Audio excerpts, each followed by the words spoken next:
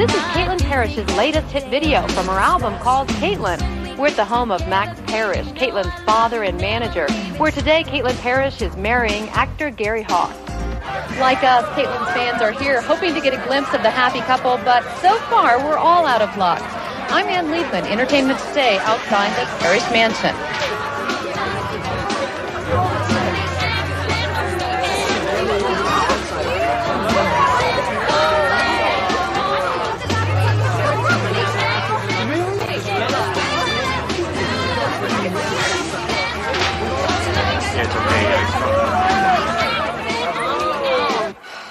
They ever go away?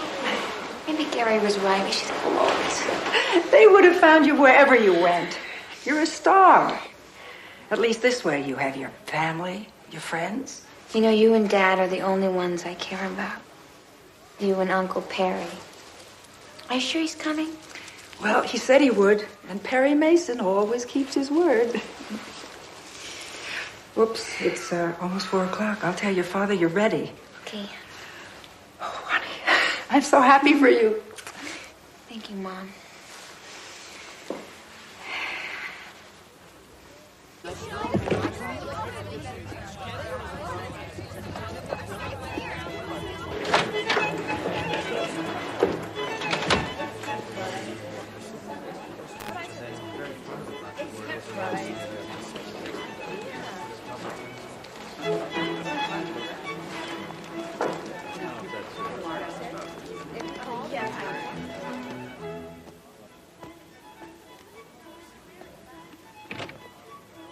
Let the others keep an eye on the grounds.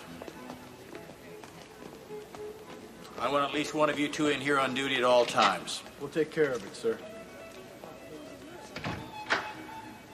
Any of those gifts get stolen, it's your personal responsibility. You got it, Mr. Parrish. This is my daughter's special day. I don't want anything to spoil it. We'll take care of it, sir.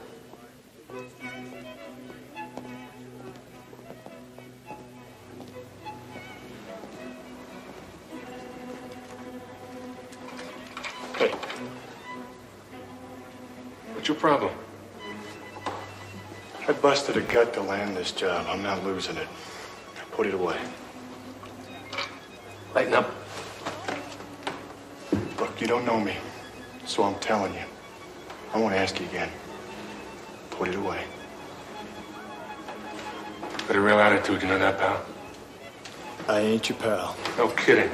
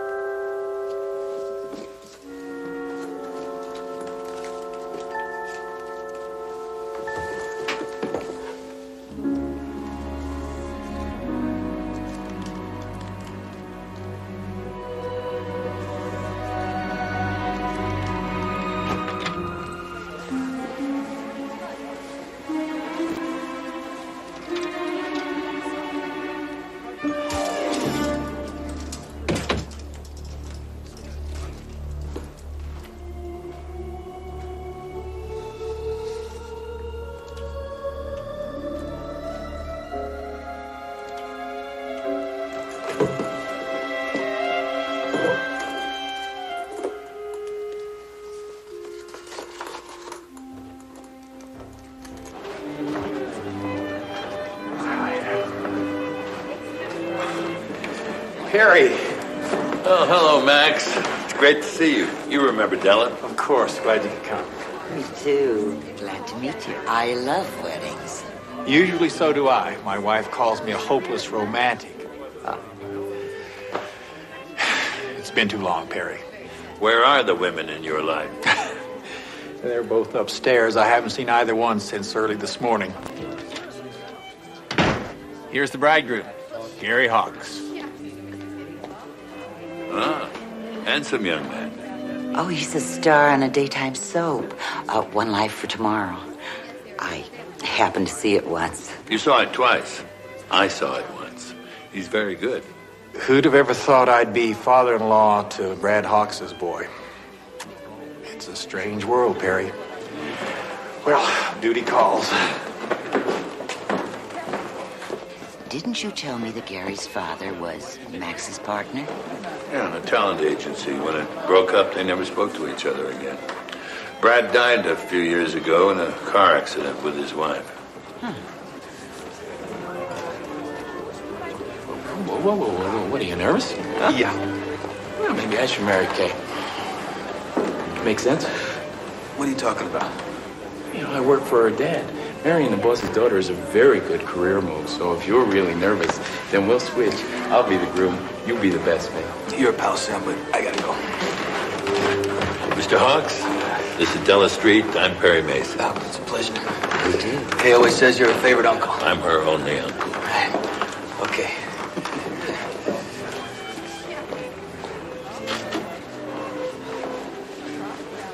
Mr. Mason, I'm Hannah Hawks, Gary's sister. Ah, the maid of honor. Yes.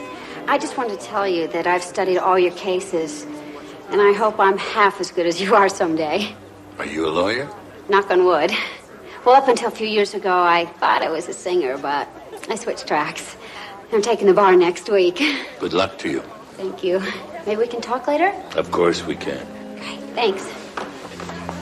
Perry, I'm so glad you could make it. Laura, you look wonderful. Oh. And you have not changed a bit. You remember what I used to say?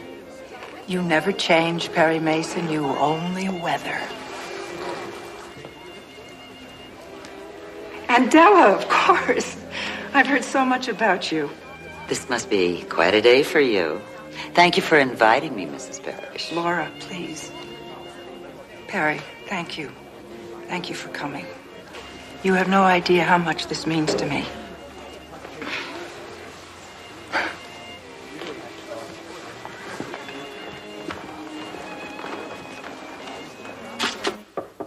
Kay, they're waiting. Just coming.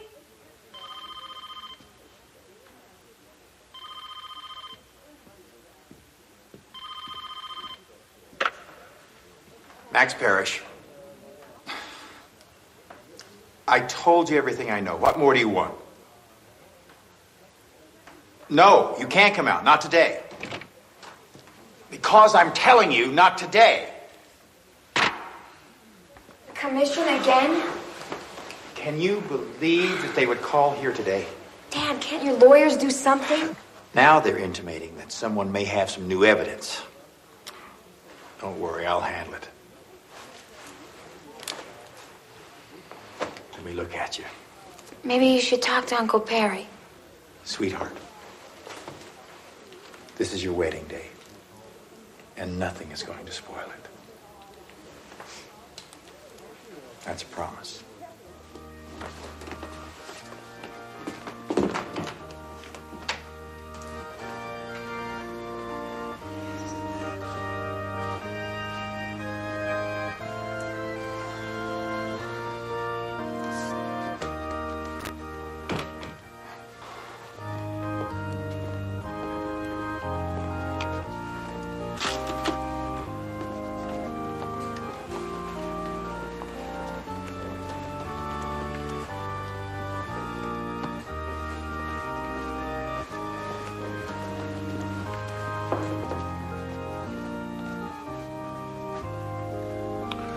Hard to imagine that I've known Caitlin since she was born.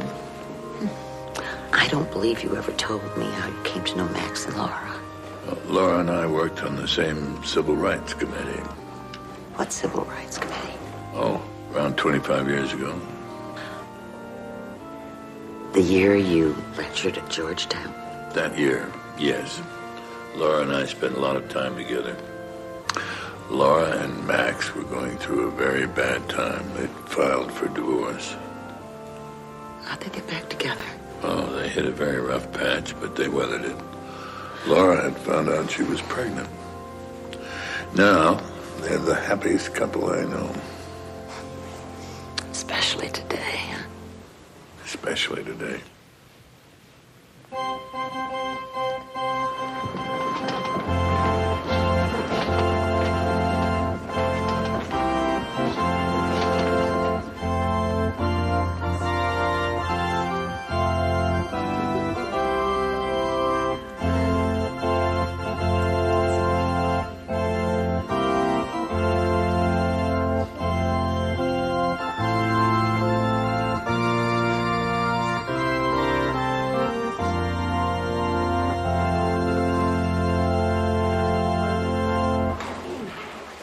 Be seated, please.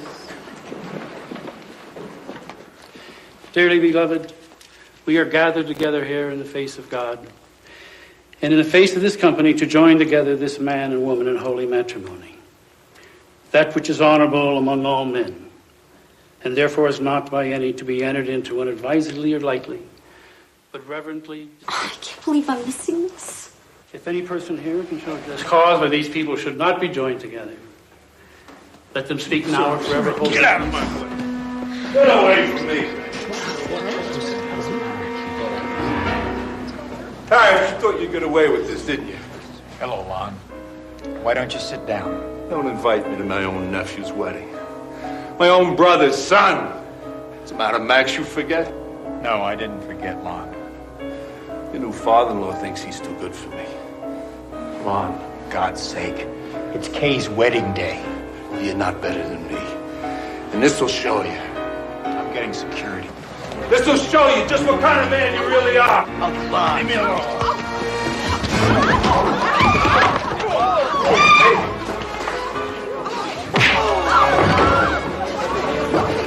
Sorry, everybody. If you'll just give us a moment, everything will be just fine. Take him into the study. Please just give us a moment.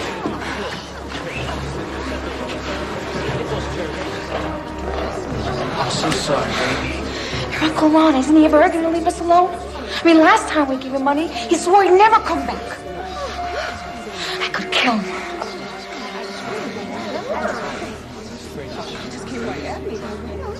You want us to call the cops, Mr. Parrish? No cops, no reporters. Put him in my study. Here, I'll get that door for you.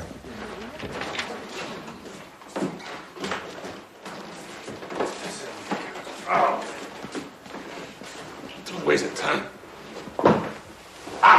Guess they can't bother anybody in here. This door lead to the dining room? Yeah, I liked it from the other side, remember? Keep him in here.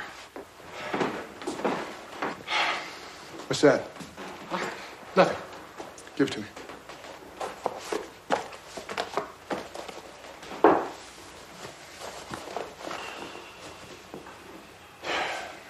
Sleep it off, buddy boy.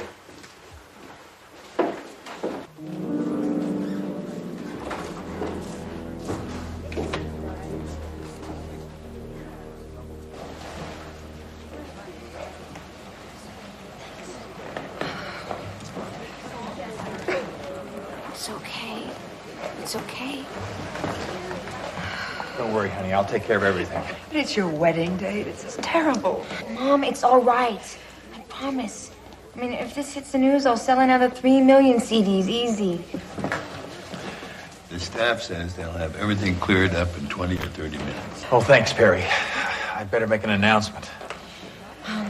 Mom, Gary, take my mom and get some champagne. Sure. They have the envelope I Ron won't had. let anyone or anything spoil your wedding day. Remember, that's a promise.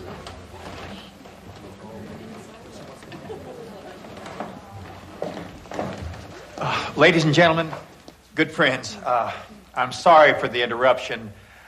We'll be ready to continue in just a little while, so just have some champagne and thank you for your patience.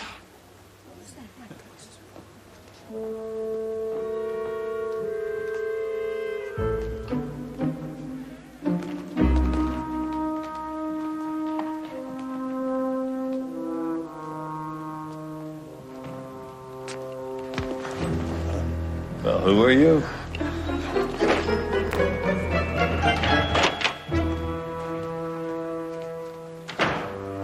Wrong question.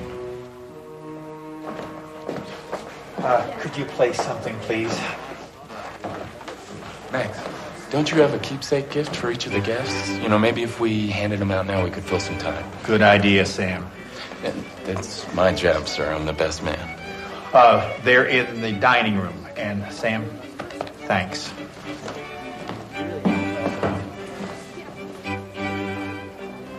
Max has a fine collection of Western art. It's beautiful.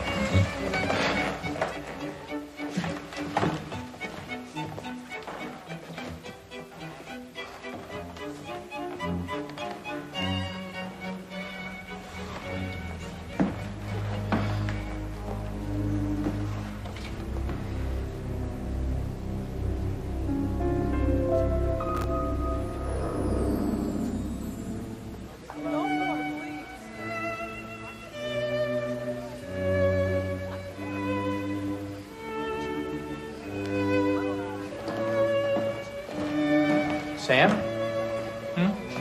Where are they? The keepsake gifts. Oh, I'm sorry, Max. I couldn't find them. Well, they're on the side table in the dining room. I'll go. No. I'll have them. Thank you.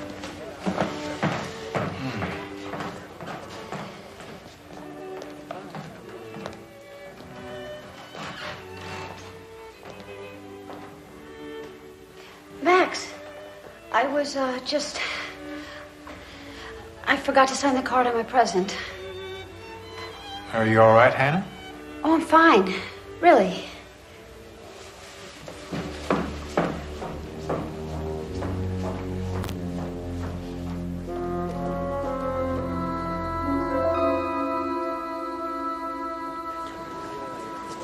Max, Gary, Reverend Roper's ready to try again if we are. Great.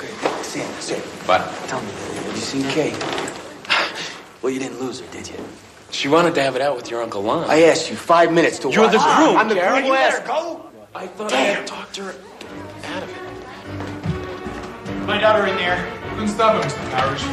We tried.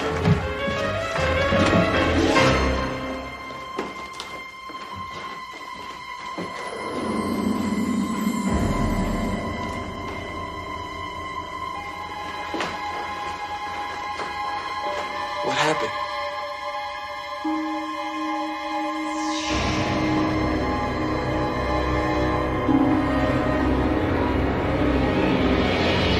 Clear the gate, please, folks.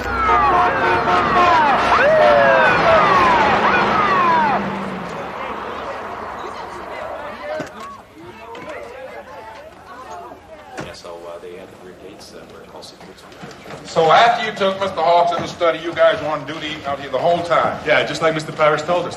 Okay, and no one went in or out, you're saying, except Miss Parrish, is that correct? Like we said, nobody. Lieutenant, commission staff will have to call you back on this. Good. Stop. So, What's going to happen, Perry? That depends on Lieutenant Brock. Miss Parrish, would you have a look at this, please? It's blank. That's right. But you took it with your left hand. You are left-handed, are you not, Miss Parrish? Yes, so what? So that means I'm placing you under arrest for the murder of Alonzo Hawks. Sergeant, would you read her rights? Wait. We're just tell them, Kay. Gary, Caitlin, tell them that under advice of counsel, you've been instructed not to answer any questions.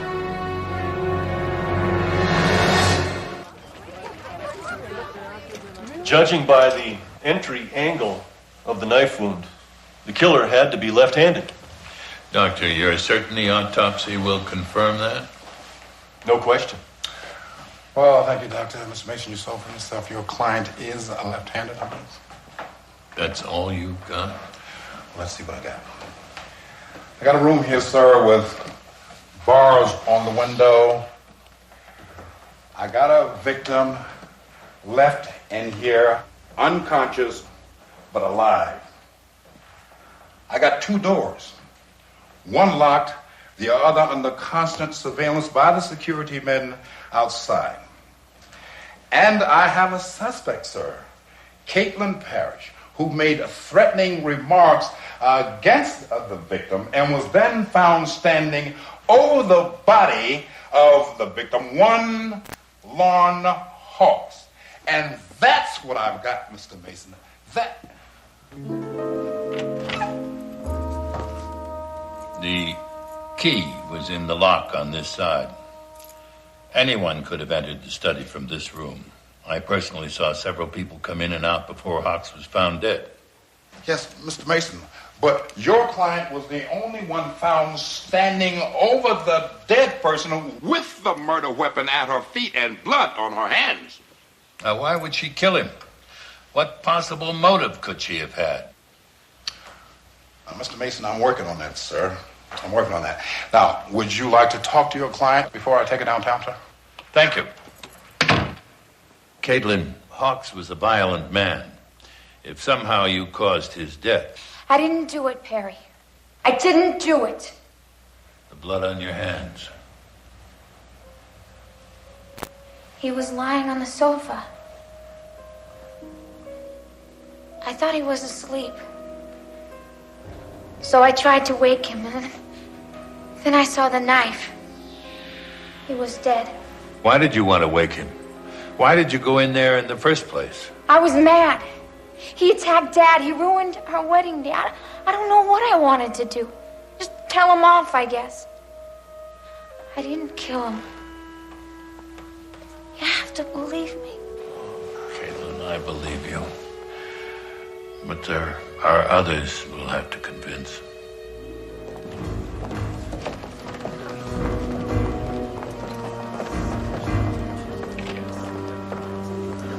What a terrible thing. I feel so sorry for her mother. First call Ken.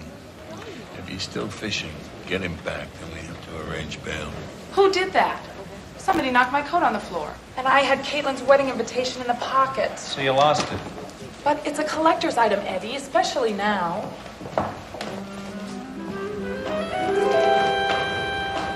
What's that? Looks like a backstage concert pass. The girl who owns this pass was hiding in that closet. She would have had a clear view of this whole front hall. She probably saw something. More than probably. I'll call Ken.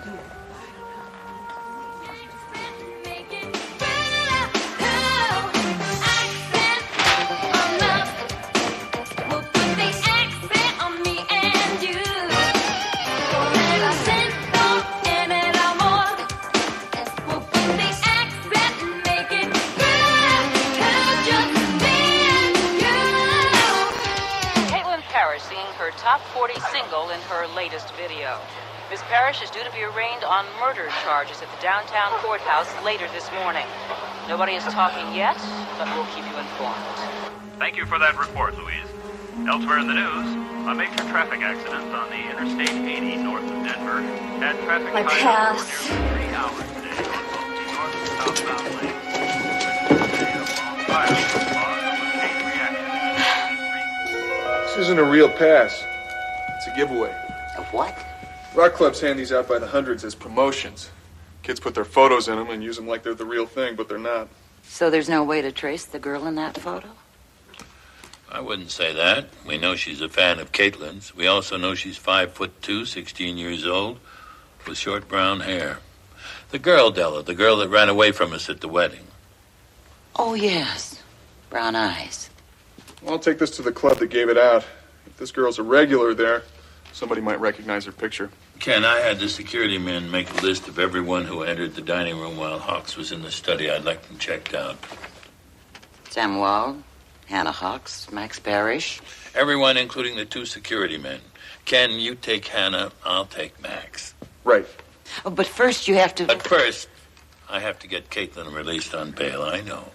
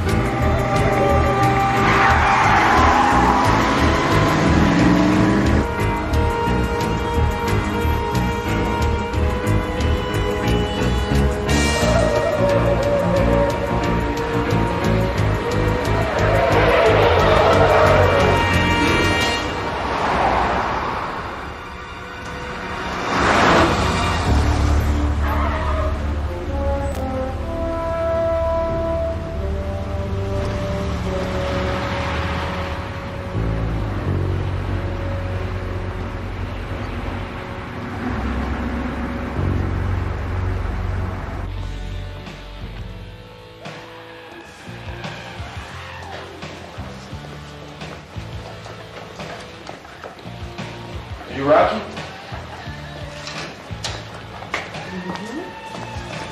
My name's Molansky, Ken Molansky. I work with Perry Mason. You might have heard of him. Is this your handout? Uh-huh. Great. You ever seen this girl in your club?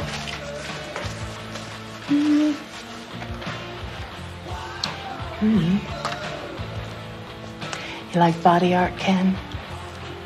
Body art. Tattoos? Got any? You know, somehow I never found the time.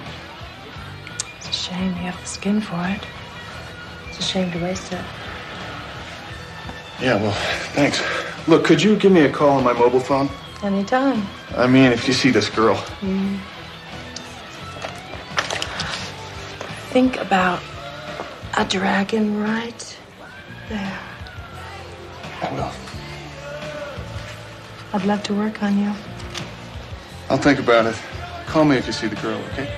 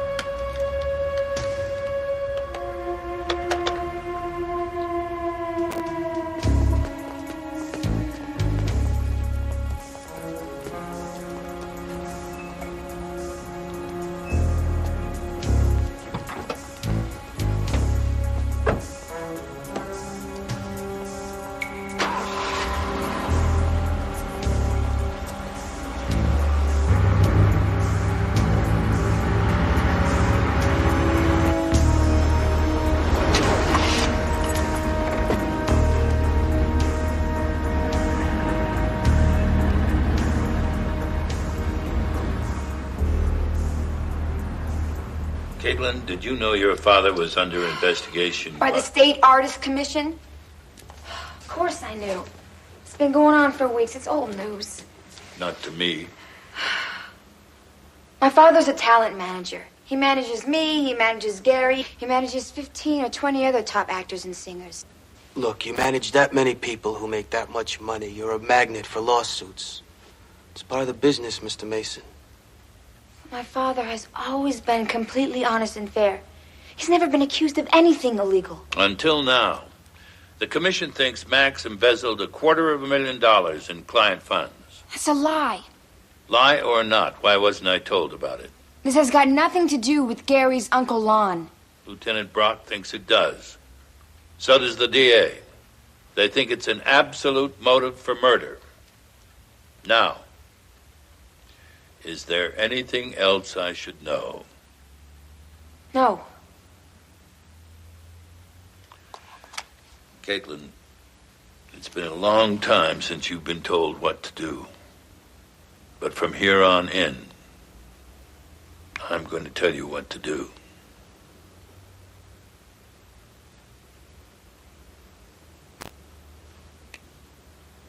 He's the man, Kate. Understood? All right. All right.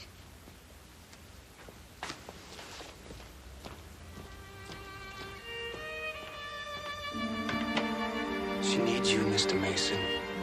She knows it, and it scares her. Please, you gotta help her. Yes, I do.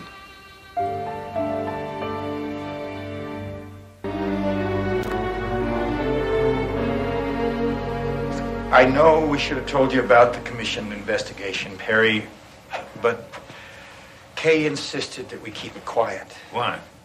If something like this went public, I could lose my business. Max, the prosecution's going to bring it out at the hearing. Tell me about the investigation. $250,000 is missing from our client accounts. The commission claims I embezzled it. Any idea who took the money? Could have been anyone in the firm. I'm ready to make restitution, but the commission wants to investigate. Is that a problem? The records are gone. wiped out by computer error. Whoever took the money must have done it. I have no way of finding out who. Were you subpoenaed? 8 days ago. Let me see the subpoena. It's at home. In your study. Where Lieutenant Brock found it the day of the murder. Damn. That's what he meant when he told me he was working on a motive. How could the commission's investigation have anything to do with the motive for Lon's murder? We were there. We all saw it. Lon Hawks brandishing an envelope and saying, "This will show everybody what kind of a man you really are." He was drunk. Who knows what he meant? Max, that envelope wasn't found on Hawks' body. What are you saying? I'm saying the prosecution is going to suggest that envelope contained documents incriminating to you. They're going to suggest Caitlin killed Hawks and hid the envelope to protect you. That's ridiculous. She had the murder weapon. She was alone in the room with the body. Is that ridiculous? Who else has access to your computer? Anyone using the main terminal has to go through me and log.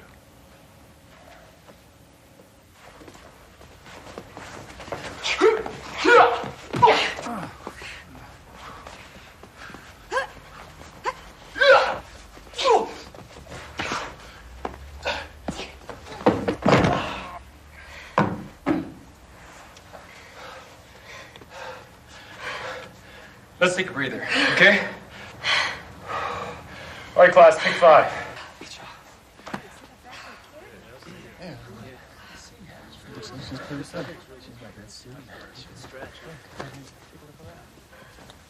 Miss Hawks, I'm impressed. I'd like to stay in shape, Mr. Melansky, Ken Melansky. I work with Perry Mason. He's representing Caitlin Parrish. Oh, yes, I know. Your tutor tells me you're a star pupil, even though you only took up karate 3 years ago. Mr. Poe is very kind. 3 years ago? That was right around the time you moved to Seattle, wasn't it? What prompted the move? A job? Boyfriend? Mr. Melansky, are you interrogating me? Ken. I suppose I am. Well, my singing career was over, and I didn't know what to do. So I guess I just wanted to find myself. Don't you mean lose yourself? You didn't talk to your whole family for nearly 3 years. But then you came back here early this year. When was that? March? April? March. That was right after your Uncle Lon was jailed for assault.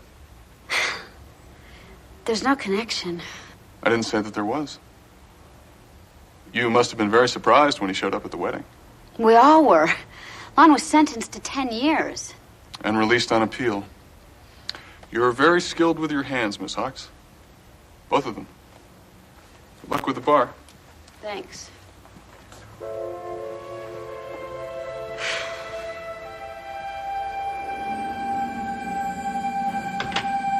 Were all your records wiped out? No, just the records for the first quarter of this year. That's when they say I embezzled the funds. A selective erasure. The commission thinks it was very convenient, and I can't prove otherwise. Excuse me, Max. Mr. Mason, I hear you're defending Kay. That's good news. Thank you, Mr. Wall. You're Gary's best man. I am. Sam's one of my top people. I'm lucky to have him, especially now. Max, the bank sent an update covering last month's transactions. Do you want me to enter it? Sure, go ahead. Keep me posted about the commission's investigation.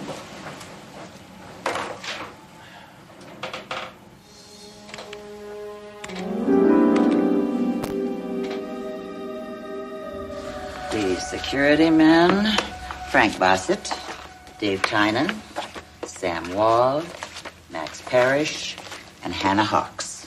That's everything I could get on them so far. Thank you. Here's what I have to add on Hannah Hawks. She's lethal with both hands. I saw her in action. Thanks to both of you. I've talked to Caitlin and Max Parrish. That leaves the security men, Sam Wald, and... The girl in this picture. It's a copy of the photo that was in the pass. I talked to the owner of the club where we think she hangs out. If she shows up there tonight, they'll give us a call. I guess all we can do is wait. We'll do the waiting. You'll have to find out what Lon Hawks had in that envelope. And how will I do that? Della, Gary Hawks? He's here. Well, send him in. He'll get you access to Hawks' apartment. Melansky, right? Right. Good. Okay. I spoke to the super. He said we'd go pick up the key anytime after 6. So we can leave whenever you're ready. Actually, I think it's better if I go by myself. Yeah? Why is that? It's the way I work. Well, that's fine. But it's my fiance who's framed for murder, and I want to participate. I mean, I don't want to just sit around here and do nothing. Hey, look, I never sit around and do nothing. I'm sure Gary wants to be of assistance.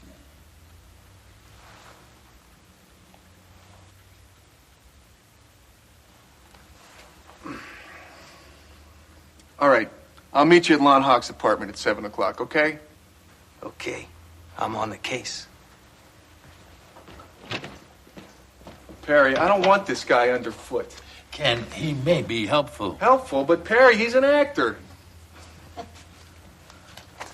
Hey, before you go to Hawks' place, I'd like you to talk with Sam Wald. He should be at this address now. All right. You know, Perry, for a second I thought somebody was tailing me this afternoon. If you were followed, it might mean this youngster is doubly important to us. Also, it might mean we should find her before the killer does. Okay.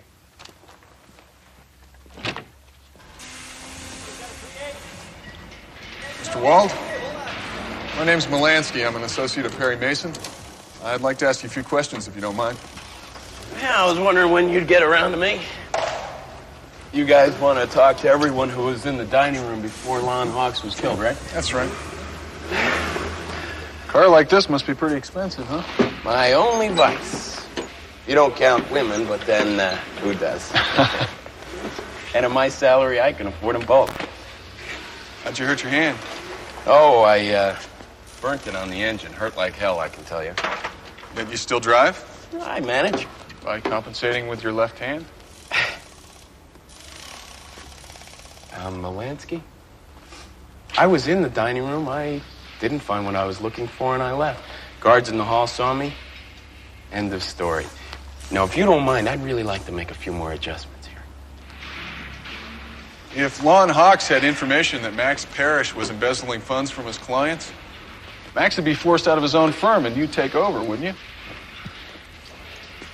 I resent these insinuations. They're not insinuations. They're speculations based on fact. And I didn't hear you deny them. We'll be in touch.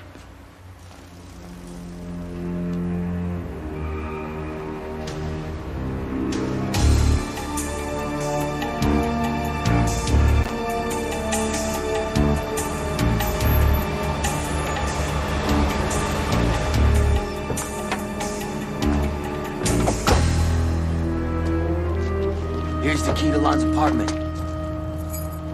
Great. Look, I think you better wait here. What are you talking about? As an attorney, you have a right to be here. You don't. Wait. You know, that's what I hate about being on a soap opera. You know, nobody takes you seriously. Now, if I was Al Pacino, you wouldn't have said a word. You know, you may be right. Wait here.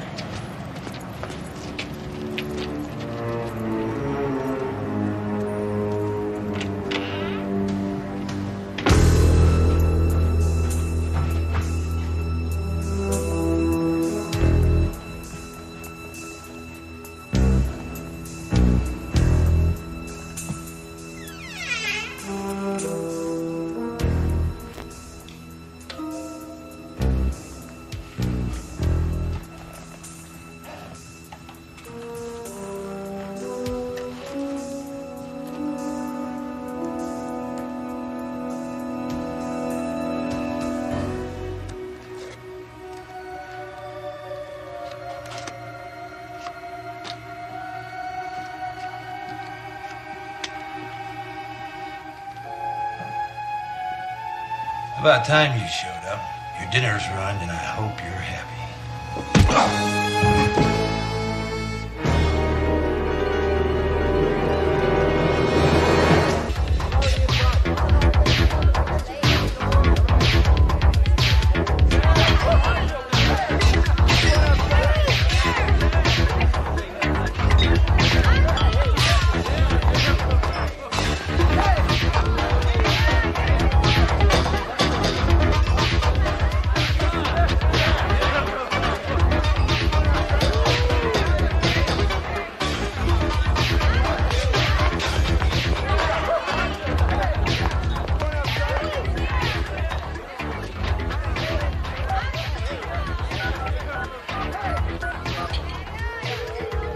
Lieutenant Rocky, that girl you're looking for, she's here.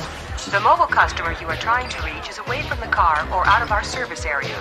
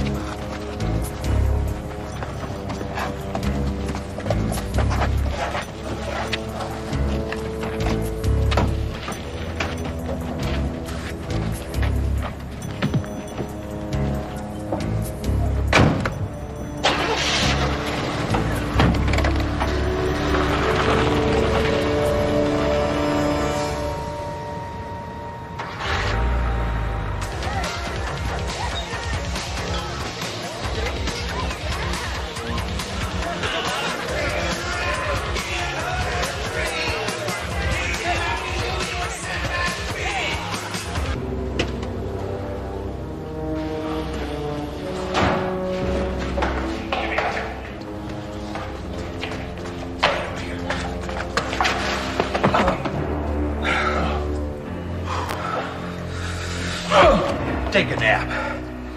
You're not going anywhere till Mr. Vance gets here. Vance?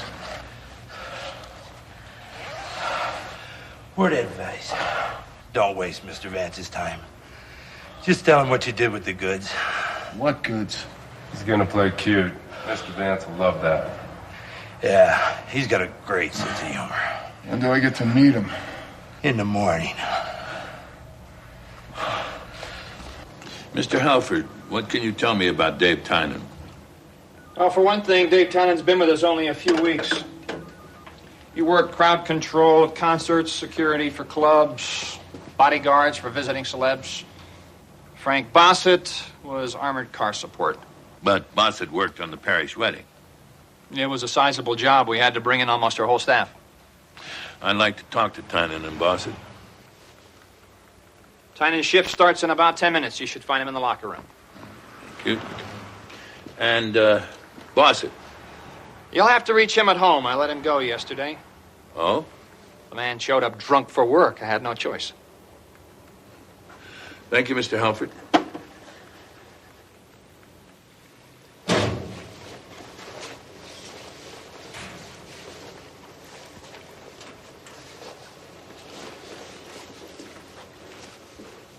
Mr. Tynan?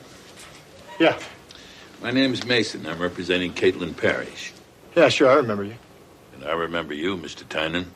You knocked Lon Hawks cold with one punch. Yeah, I'm pretty good with my hands. Good enough to earn yourself 2 years at Centennial Correctional Facility for assault. Afraid you got me mixed up with somebody else. One set of fingerprints from Parrish's study led us to your rap sheet, Mr. Tynan. Now, how well did you know Lon Hawks? I never saw him before. But he served time at Centennial same time you did. So, Hawks recognized you. That's why you hit him so hard and so fast. Why would I care? You lied to get this job. Hawks could have exposed you. All right, listen. Yeah, sure I hit Lon to shut him up. It doesn't mean I killed him. I'm not even left-handed. But you have a very good motive. So when was I supposed to kill him? Frank was there the whole time. Look, Mr. Mason, I need this job. Don't blow it for me.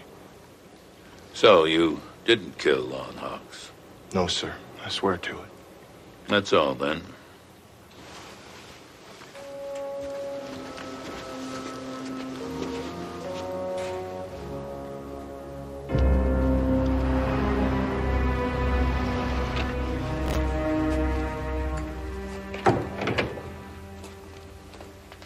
I haven't heard from Ken yet. Do you want some more? No more, thank you. You're really worried, aren't you?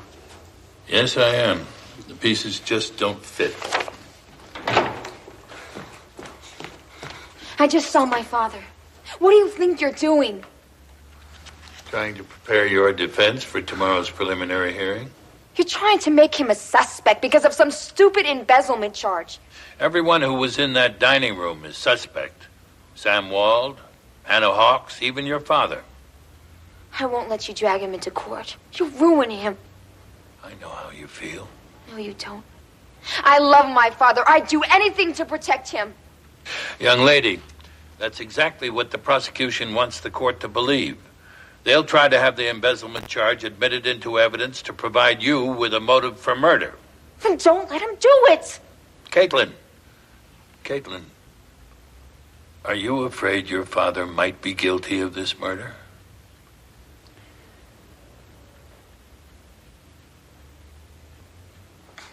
No, he can't be. I know he can't be. I'm sorry, Perry. I just don't want to see him get hurt. Neither do I. I believe he's innocent, and I will do whatever I can to protect him and his reputation. All right? All right.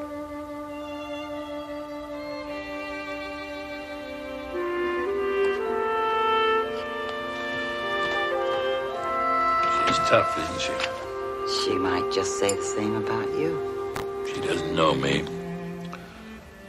So she doesn't know how far I'd go to protect her and her family.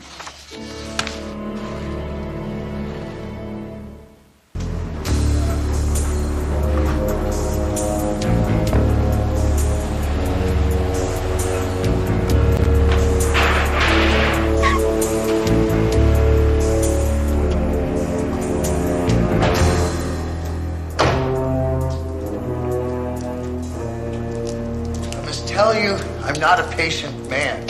Where are my cassettes? What cassettes? Oh! Cassettes like this. I had 50,000 of those shipped in from Taiwan. At $5 a pop bootleg, that's what? 250 grand. Somebody ripped off my warehouse for half of them. And there's people that tell me that somebody was you, Hawks. Hawks? Tony, hurt this boy some more. Wait a minute. You think I'm Lon Hawks? No, I think you're Michael Jackson. Lon Hawks is dead. My name's Molansky. Here, look at my ID. Hawks is dead? Don't you people read the newspaper?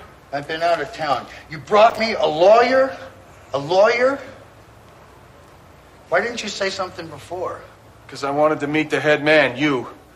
Look, I work for Perry Mason. We're trying to figure out who killed Hawks. Maybe you can help us out. Now, you say he stole some of your cassettes? Mr. Molansky, there's been a mistake. A very, very bad mistake. Thinking you were Hawks. Hey, it's okay, really. I think maybe we've told you too much already. You take care of this.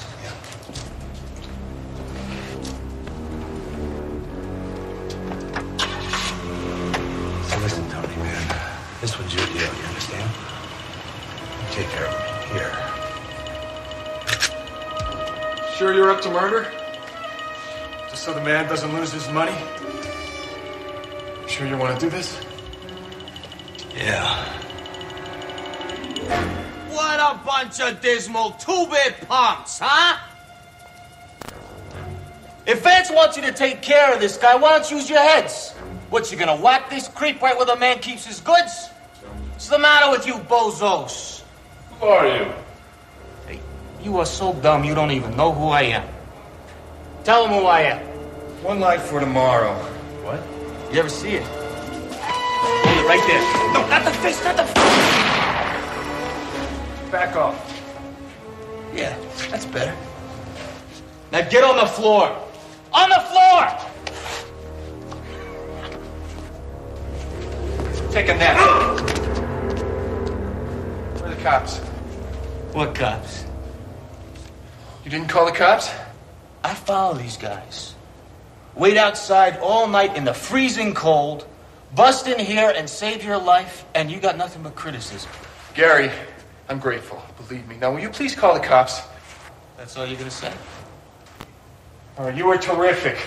Pacino wouldn't have been able to cut this. Oh, I wouldn't go that far. Call him. Okay, I'm calling.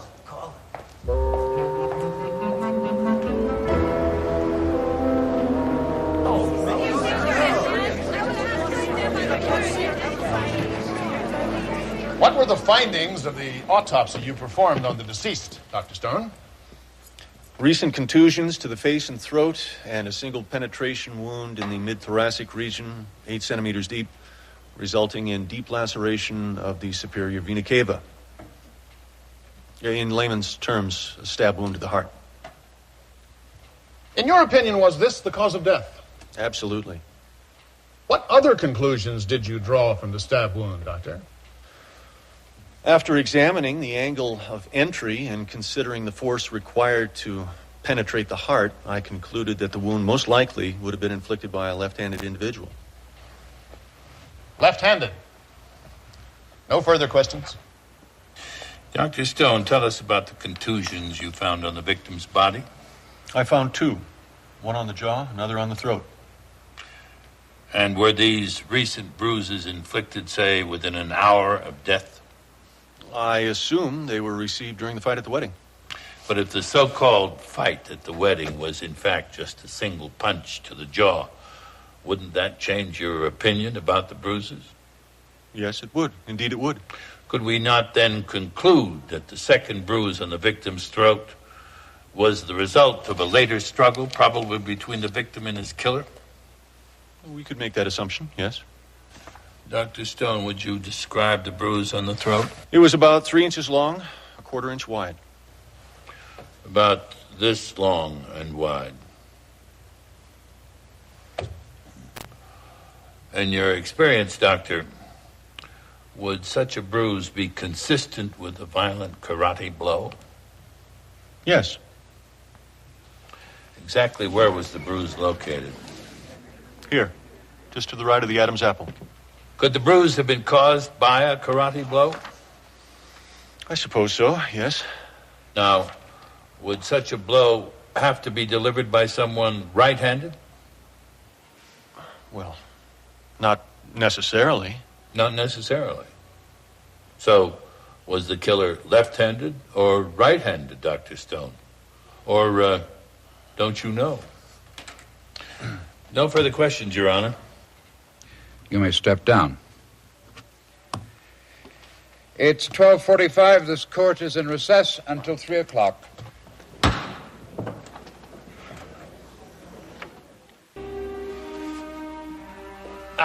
Put the speakers right over here.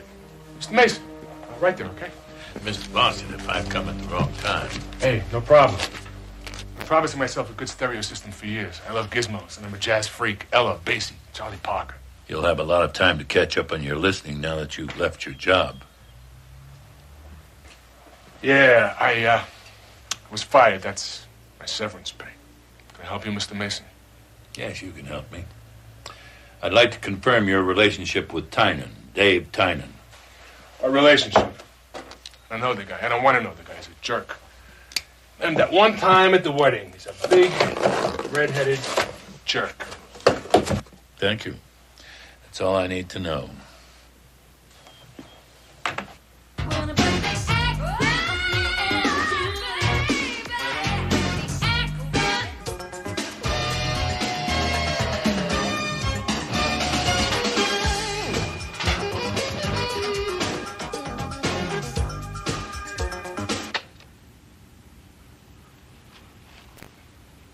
Where'd you get this?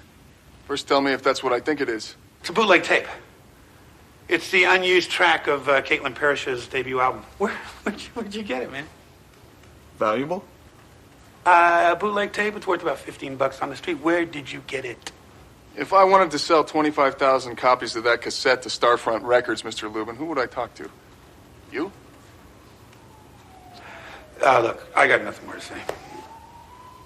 You got nothing more to say. Right now, while you're sitting there with nothing more to say, my fiance's fighting for her life. She'd go to prison for the rest of her life because you got nothing more to say. Well, I'll tell you something. I got plenty to say. And I'm going to tell it to the press. And when she finally walks out of that courtroom, because we're going to prove her innocence with or without you, people are going to wonder where you were when she needed you most. And you know what I'm going to tell them? You were right here and you had nothing more to say. Hey, Gary. Hey, Lena, listen, maybe I should... Mr. Lubin, somebody offered to sell you 25,000 copies of that bootleg cassette, and you bought them to protect your royalties. Now, who was it?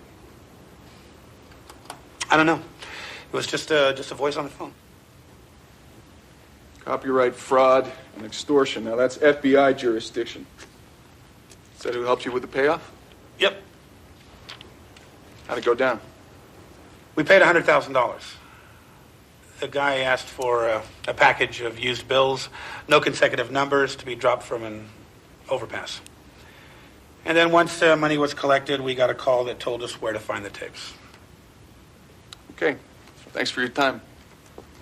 Hey, whoa. You can't go public with this. I mean, we only agreed to the payoff because the FBI assured us that they'd catch him as soon as he starts spending the money. If the man you paid off is who I think it is, you don't have to worry about him spending your money anytime soon. And who is it? See you later, Mr. Lubin. Oh, no, come on. Oh, man. Could anyone have entered the study without your seeing them? No, sir. And did you see anyone enter the study before the murder? Yes, sir. And is that person in this courtroom? Yes. Would you point that person out? Her. Indicating the defendant. No further questions. Mr. Bassett, isn't it true that although the door to the dining room was locked, the key was in the lock on the dining room side of the door? Yes. So anyone entering the dining room would have had access to the study during the time of the murder? Yes. Thank you. No further questions. Mr. Parrish, is it true that you are currently under investigation by the State Artists Commission? Yes, I am, but no formal Confine charge. yourself to answering my questions, Mr. Parrish. Isn't it true that the commission is investigating charges regarding embezzlement? Do I have to? Answer the question. Yes, it's true. Isn't it true that these allegations concern the embezzlement of over $250,000? Your Honor, we will stipulate to the fact that Mr. Parrish is under investigation. However, these allegations are nothing more than allegations. Certainly, Mr. Parrish is not on trial here. Your observation is duly noted, Mr. Mason. Please get to the point, Mr. Norrell. Yes, Your Honor. To the best of your knowledge, was your daughter aware of these charges? Yes. And did she know about them on the day of the murder? Yes. Did you ever discuss them with her? My daughter and I are very close. I have no secrets from her. Did she express great concern for you? Yes, of course. On the day of your daughter's wedding, when Lon Hawks interrupted the proceedings, what did he do?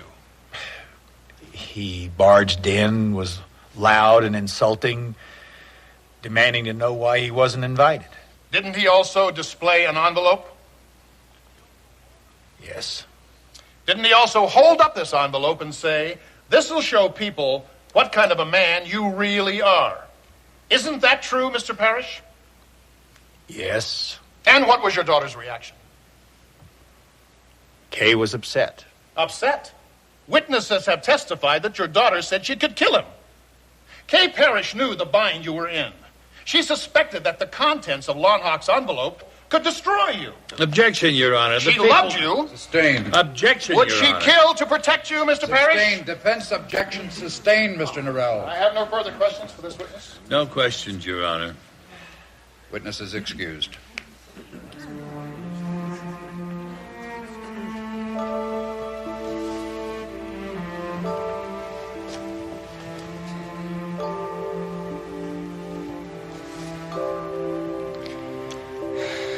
I feel so sorry for you.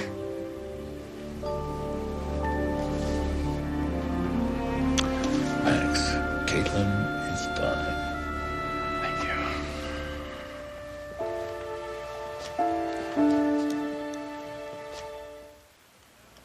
Lieutenant Brock, did you examine the crime scene? Yes, I did, sir.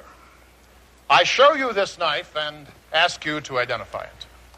This is a handmade decorative knife crafted by a local Western artist. It has a 5-inch blade and a carved elk horn handle. And is this the murder weapon, Lieutenant? Yes, it is, sir. It has my mark on it. Would you say a woman could effectively wield this knife? Objection, Your Honor. Sustained. Lieutenant, Did you have occasion to examine the deceased? Yes, I did, sir. Did you find an envelope on the deceased? No, I did not, sir. I have no further questions. No questions. Fans continue to gather outside the Superior Court building, awaiting the results of Caitlin Parrish's preliminary hearing for the murder of Alonzo Hawks. You gotta be there. Bonnie, Caitlin needs to know her fans are behind her. You think she killed him? Your Honor, our next witness addresses the issue of premeditation. The people call Ms. Hannah Hawks. Your Honor, the people request permission to regard this witness as a hostile witness. Permission granted. Now, at the time when your Uncle Lond was knocked down at the wedding, you were standing right beside your brother and his fiancée, the defendant, Caitlin Parrish, were you not?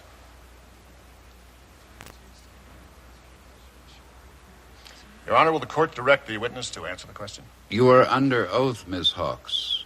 Answer the question. Yes, that's where I was standing. And what did you hear Kay Parrish say regarding her feelings towards your uncle, Lon Hawks? She said I could kill him. Please speak up. She said I could kill him, but she didn't mean it. No further questions. People say and do things they don't mean and later on regret. Your witness, counselor. You're right about people, Miss Hawks. Miss Hawks, may I call you Hannah? Yes, of course. Isn't it true that you once tried to kill Lon Hawks? No. 3 years ago, you tried to stab your Uncle Lon with a kitchen knife. If your brother hadn't stopped you, you would have killed him. Gary still doesn't know why you did it, but I think I do. I don't know what you mean. You disappeared for almost 3 years. You never wrote to your family, never called, didn't in any way communicate. Hannah, why don't you at last tell all of us what really happened?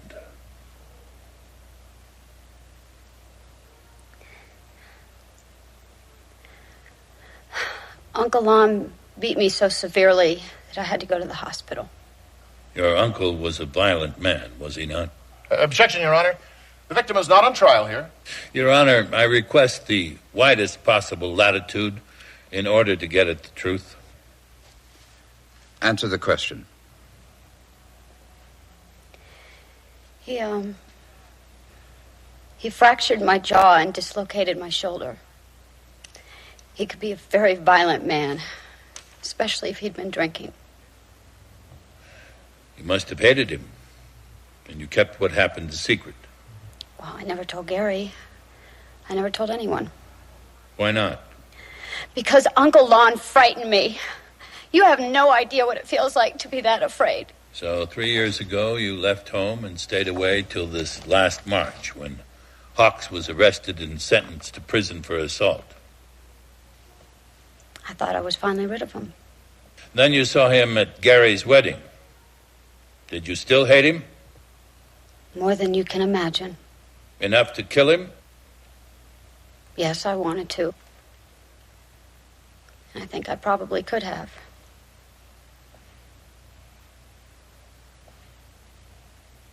But I didn't kill him. No further questions. Any redirect? No, Your Honor. In that case, this court is recessed for 30 minutes.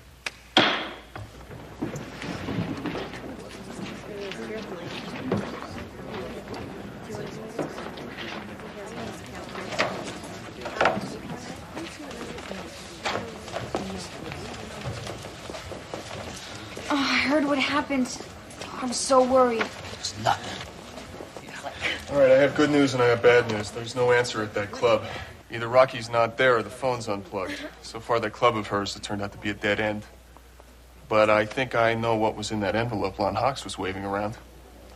You can tell us. His wedding present. $100,000 extorted from Kay's record company.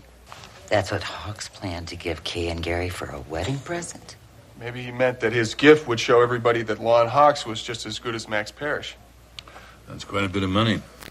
So we have another motive for murder and another suspect. All right, you two. Now we have to find that girl before he does. Mr. Wald, you have limited access to the parish computer records, do you not? That's right. According to this log, you accessed the company computer on June the 23rd. That was strictly routine. But June the 23rd wasn't exactly a routine day. June the 23rd was the day that the parish financial records were subpoenaed by a state commission. Tell me, how much do you earn as a talent manager, Mr. Wald? In a good year, $60,000. Oh. You have a private income? I wish. You own a very expensive race car. Second-hand? You have an account at the Transworld Bank of Chicago. Yes. Would you explain how, with an annual income of $60,000, you made a deposit of $250,000 to your account on February 20th this year? I don't recall. Max Parrish has been accused of embezzling $250,000 in client funds during the first quarter of this year. Now, who really took that money, Mr. Wald? There's no way to know that. The computer records are gone. Oh, that's true. The computer records are gone. But not these records. According to your bank statement, you wrote a check on June the 23rd to one Mitchell Carter for $30,000. Mitchell Carter, a computer expert with experience in tapping into computers and making records disappear. I don't know any Mitchell Carter. According to this document, you hired Mitchell Carter because you needed someone who could get to pertinent records and destroy evidence of your embezzlement of that $250,000. That's not true. Max. Don't go to Max. Read Mr. Carter's declaration. It's right there. A declaration which will be submitted to the commission and to this court. It tells how Mr. Carter gained access to the records for you and of your attempt to conceal your crime. Mr. Wald, when Lon Hawks turned up at the parish wedding waving that envelope, isn't it true you thought it held proof of your guilt? I had no idea what he had in mind. Didn't you kill Hawks to protect yourself? No. No, I didn't kill Hawks. I didn't kill him. Mr. Wald, you did not kill Lon Hawks? Talk to me. No. No further questions. Your Honor, the prosecution requests a recess. You may step down, Mr. Wald. This court is adjourned until 9 o'clock tomorrow morning.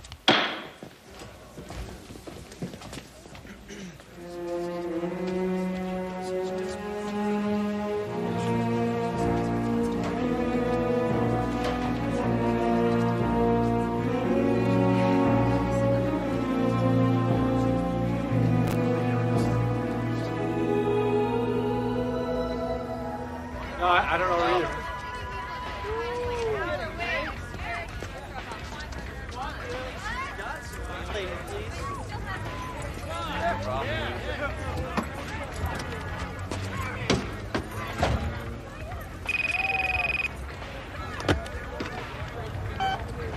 Polanski. I don't believe it. You're actually there. Rocky? Do you know how many times I've called you? Where you been, Molansky? Taking a drive. You got something for me, Rocky? Yeah. That girl you're looking for is here. All right, keep her there. I'm on my way.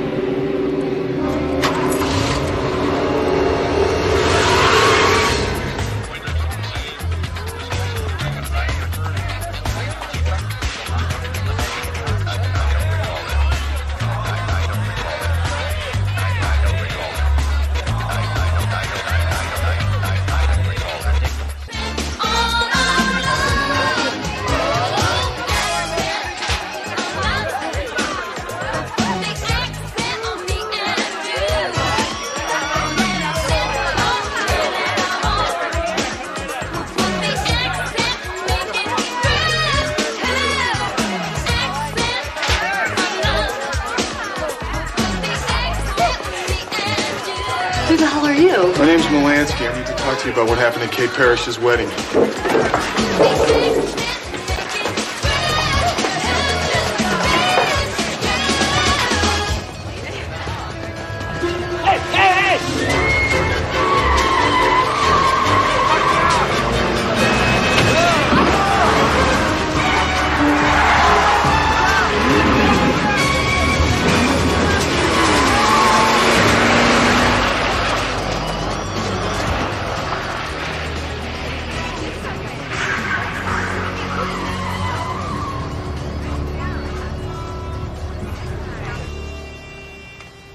Mr. Tynan, were you employed as a security guard at the Parrish wedding?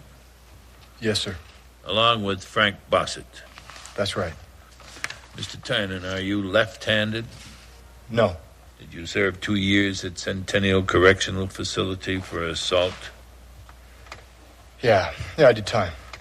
And while you were there, did you box on the prison team? Sure. I understand you won all your bouts. That your biggest asset was the ability to knock a man out with either hand. Yeah, I could fight. Lon Hawks was at Centennial with you, wasn't he? I don't know. He might have been. In fact, Hawks was in your cell block.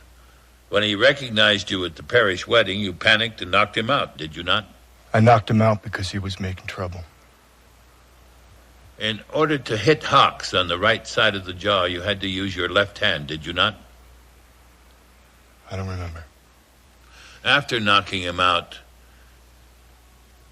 didn't you stab him to death with that same left hand?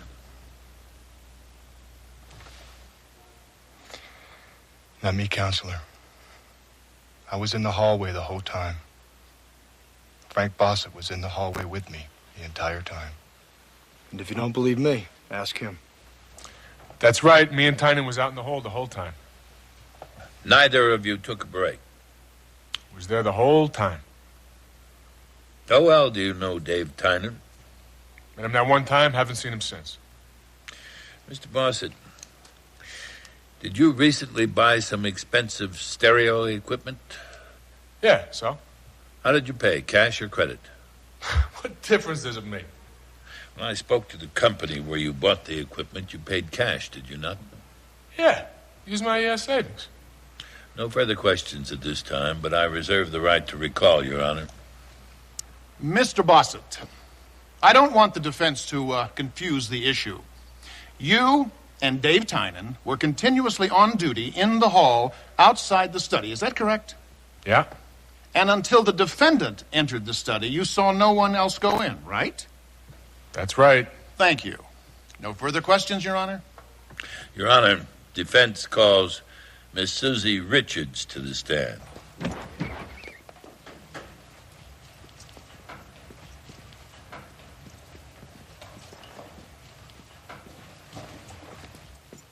Susie Richards, have we met before? Well, we bumped into each other. And when we bumped into each other, did you drop your souvenir backstage pass? I must have.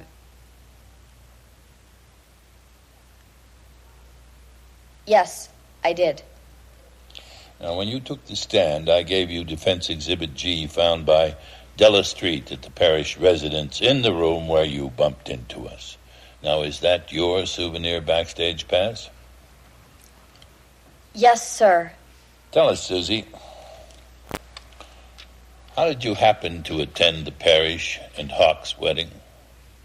Well, I sort of snuck in. Where did you go when you snuck in? There was a closet in the hall. I hid in there.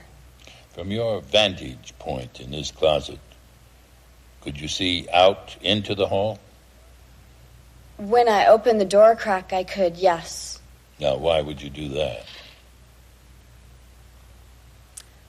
I kept saying to myself, I can't believe I'm missing this.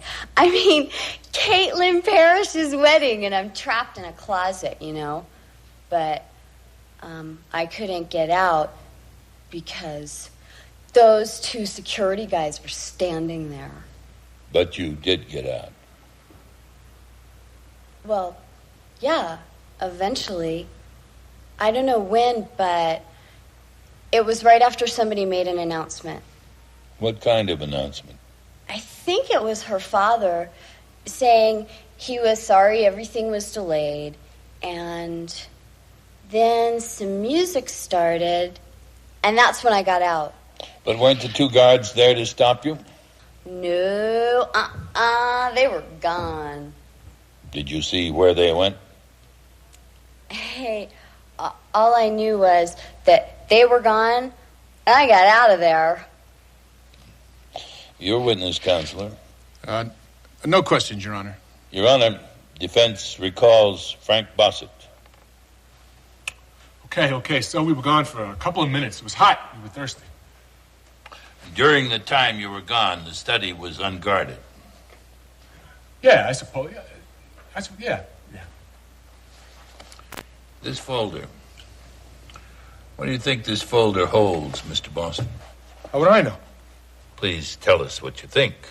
What are you trying to get me to say? It's full of cocaine. I'm trying to get you to say what you feel. What does it feel like? It feels like money. Feels like money.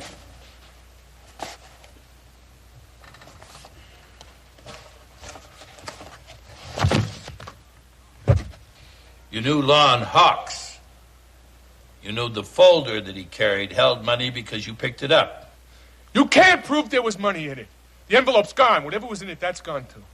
Mr. Bossett, Lon Hawks was carrying money that day, say $100,000 in cash. Objection.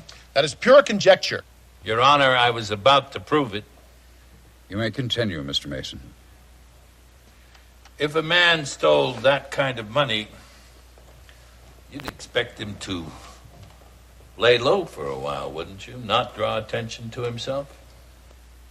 Yeah, I suppose, yeah. The man who stole that money was tempted to spend just a little of it, wasn't he? Spend it on a nice new stereo. Why don't you tell us about it, Mr. Bossett? Tell you what? I don't know what you're talking about.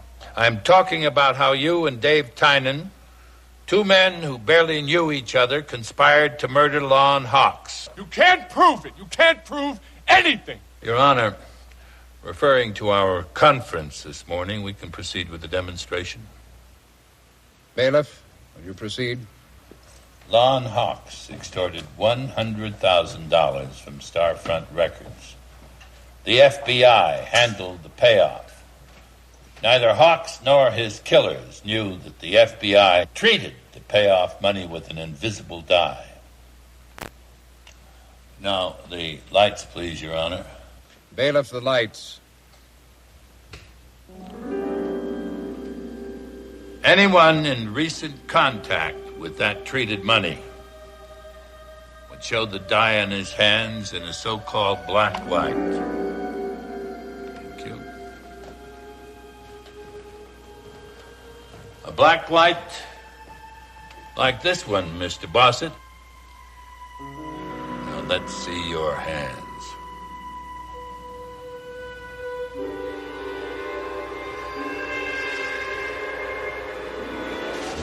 You just had to spend it, didn't you, Frank? You killed him. He killed him. Perry, you okay? Just knocked out my shoulder. See you back at the office. Take these men into custody and get the paramedics in here immediately. Stay down. Perry! No, Perry's okay. Are It's you a sure he's shoulder all again. right? We'll see you at the Let office. I- Della, I'll be with you. You just couldn't wait, could you? Mr. You just had to Norrell, spend the money, didn't you? Mr. Malansky, this case is dismissed and the court is adjourned.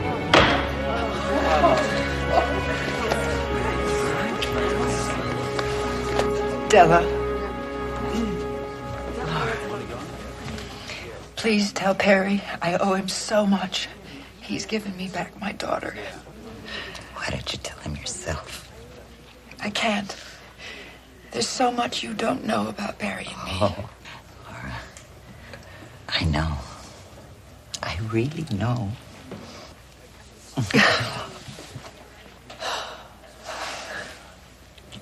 Good luck.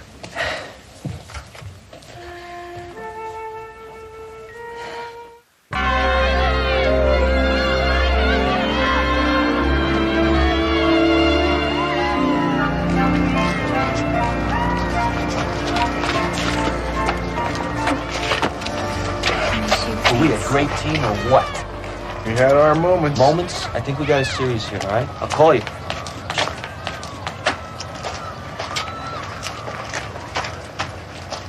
We were a pretty good team, too. Right. Oh, sorry. Well, I'm on my way. Ken, Enjoy your fishing trip. we are a good team. Now send us some fish.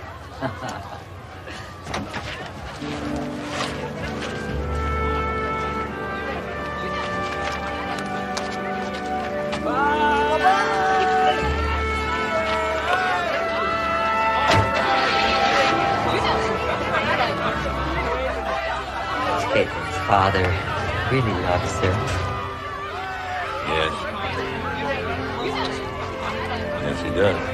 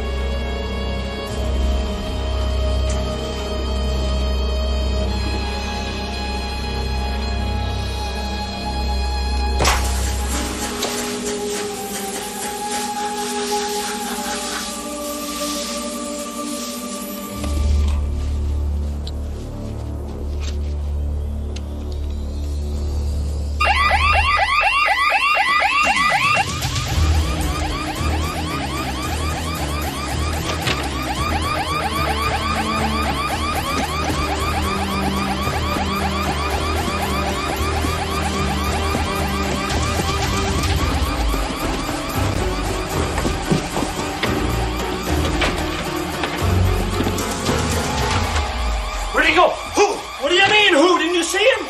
Oh, come on.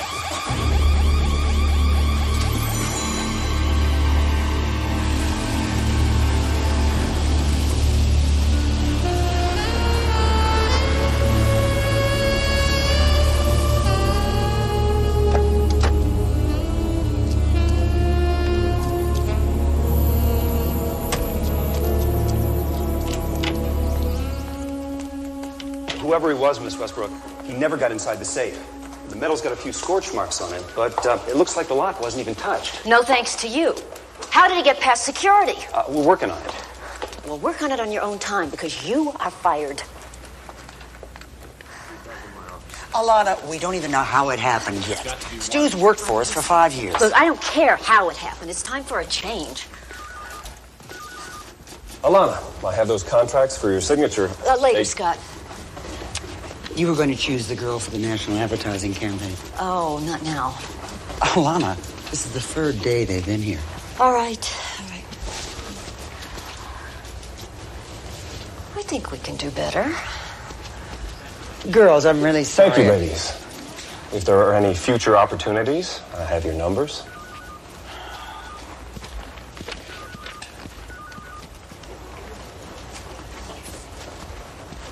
Somewhere out there is a girl with the perfect look.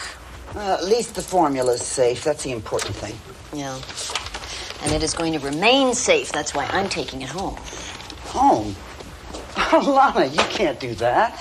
The formula's too valuable. Well, you can't stop me.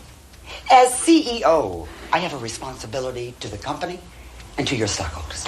You're going to do what you're told, Barbara, just like everyone else around here. You are constantly undermining my authority. If you won't let me do the job you hired me to do, then why don't you let me out of my contract? So you can become the CEO at Winston Cosmetics? Who told you?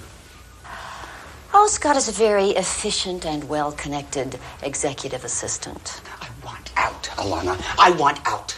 Oh, I understand. I understand Winston offered you $200,000 a year plus bonuses. Very generous. Too bad you already have an ironclad contract with me.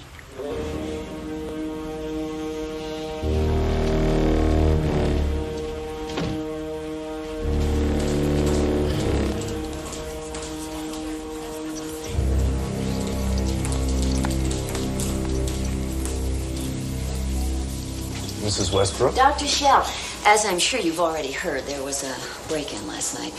An attempt was made to steal the ingenue formula. Guess they didn't get it. I know, but I'm going to take sole responsibility for its security. That's why I'd like you to turn over all your notes and files on the project. I don't understand. You don't have to. Just open the cabinet. Mrs. Westbrook. Doctor. Now. Mrs. Westbrook, don't do this to me. These files represent years of work. They're irreplaceable. Without them, I would never be able to reconstruct the formula. You don't have to. I told you, I'm going to make sure it's safe. Lana, I do not think it is fair that you retain sole possession. Doctor, I own that patent. Now, you developed the ingenue formula as a salaried employee under my supervision. If you don't know what that means, I will be very happy to have my attorney explain it to you. All right. The cabinet. Please.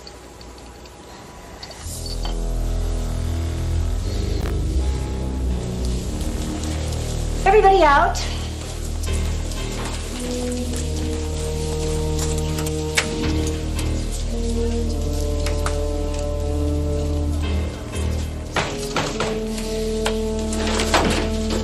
Thank you.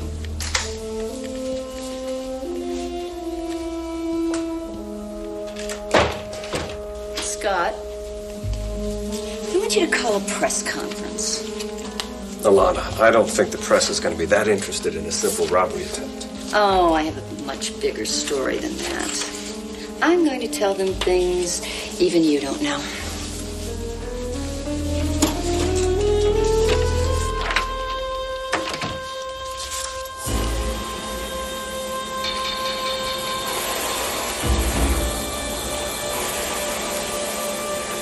In fact, this is a product so revolutionary that the competition actually sent burglars to try to steal it.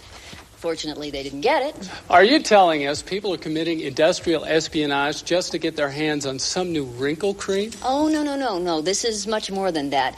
This is an entirely new discovery that I've developed and I've tested on myself. I call it ingenue. Remember that name. You know how most women lie about their ages? I know, I always did. Well, today I'm finally going to tell you the truth. In fact, I'm going to show you copies of my birth certificate and my family records to prove it. Are you going to tell us that you're really 20? No, au contraire. Janice?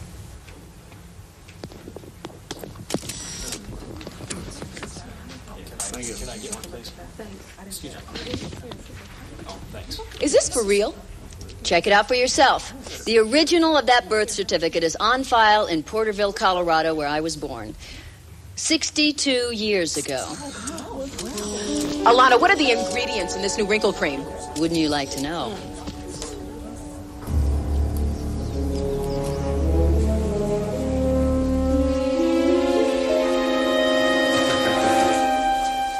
Well, that's certainly a triumph for you, my darling. Oh, thank you, Arthur. Please sit down. You know how I hate to have people read over my shoulder. Oh, I'm sorry. Yes, you're right. Sorry. You know, I can't help feeling concerned about this formula being right here in the house, particularly after they tried to break into your office. Well, the formula's in my safe. You, of all people, should know how hard it is to get into my bedroom. Oh, come on, damn it. A lot of that isn't funny. Arthur, I'm talking about the security system. You have gotten so short-tempered. I used to be able to turn to you for help, for guidance, for support. Yeah, for money. It was never just the money, Arthur. But now all I get from you is whining. Snide little rat. Who? Harley Griswold. This time he has gone too far. What is that? Never mind. Eric, have my car brought around in 5 minutes. Yes, ma'am. Are you going? Wait, the caterer's coming with designs for the birthday cake. That's all right. That's all right. They know what I want. And don't bother to wait up for me. I'll be late.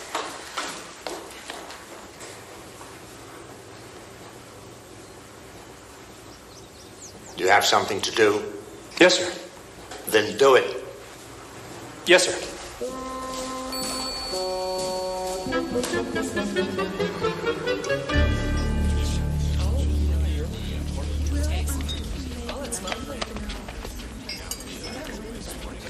Harley, darling, are you talking about me? Alana, my angel, you don't look a day older, and considering the vital statistics, that's quite an achievement. You know Beverly Courtney, don't you? How are you, darling? Harley, I want to talk to you. So serious. I wonder if she's miffed because I'm having lunch with another of my lovely admirers. Oh, Harley, you're such a tease. Tease isn't exactly the word I had in mind. Have you read Shirley's column today? I have. You're in it. What did I say this time? Nothing terrible, I hope. Holly's always saying terrible things. Beverly, darling, shut up. According to a well-connected writer friend, a certain cosmetic queen's dramatic revelation of her true age couldn't have come at a better time. Rumor has it that recent financial drains have left her beauty empire teetering on the verge of bankruptcy. You don't think that I tell Shirley about your financial problems, do you? Let's see, a well-connected writer friend. Why, Harley, I do believe you are the only writer I know, and you are certainly the only person who knew that I was having financial problems. That is, of course, until this came out. Alana, I swear I never said a word to Shirley. At least not that I can recall. Harley, you know, you drink too much. And darling, when you drink too much, you talk too much. Alana, my darling, what can I do to win your forgiveness? You can drop dead, darling. Beverly, I do hope you'll think twice before you tell him any secrets. You never know what might turn up in print.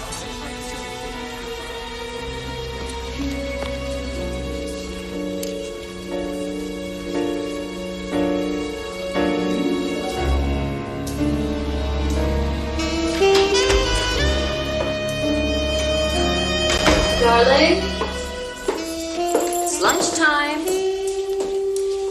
I am starving.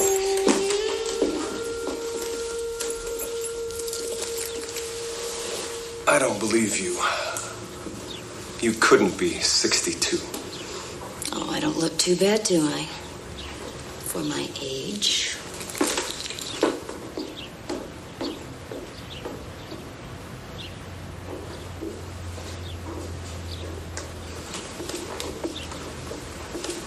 That cream is really a miracle.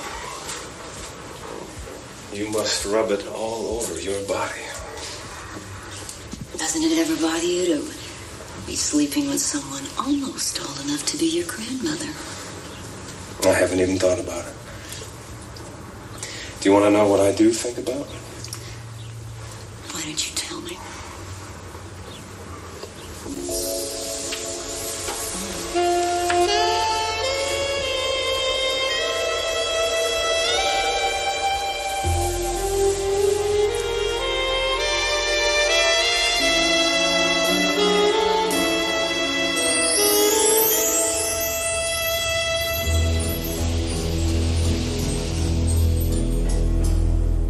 That was a very effective little job you did the other night. Well, you said you wanted the break in attempt to look realistic. You were right to get your valuables out of that safe. The security around here stinks. Yeah, you certainly proved that to my satisfaction. What about that other little matter I asked you to look into? Well, it took some digging, but I think I found what you were looking for. It's not going to make you happy. Oh, well, you'd be surprised what makes me happy. Oh, everything all right for the party tonight? I think so. Great. Sure you won't come? Uh-huh. Chicken. Have a happy birthday. Oh, thanks.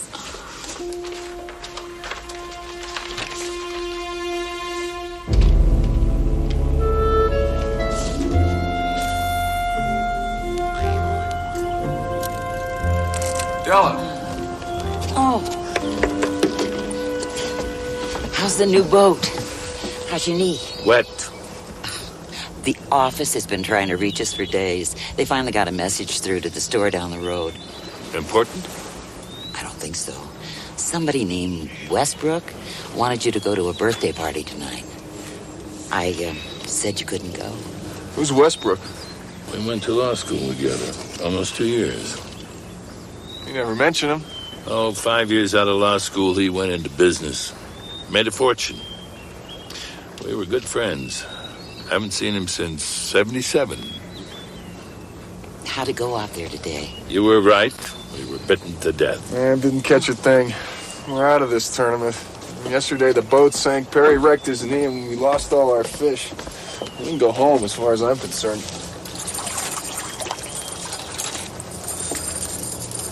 Those are mine.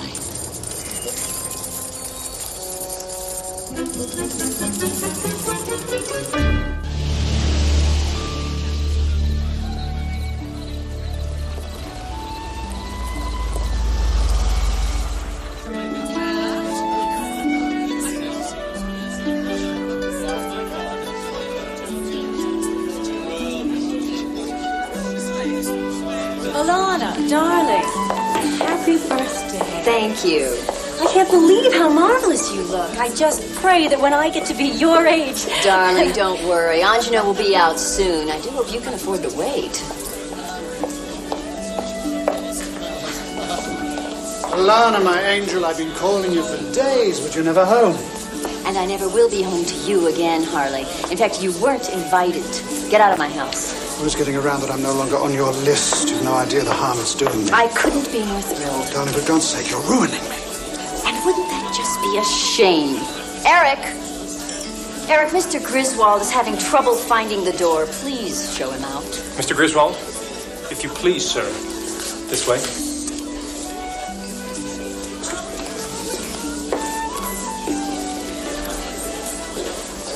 Darling, I want to talk to you.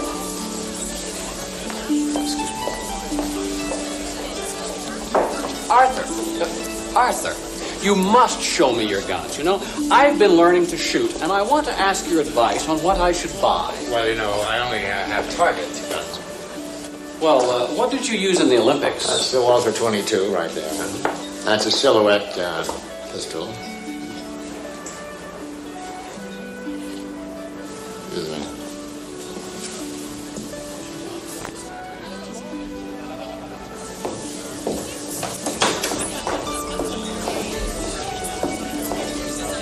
Alana, I would like a copy of my notes.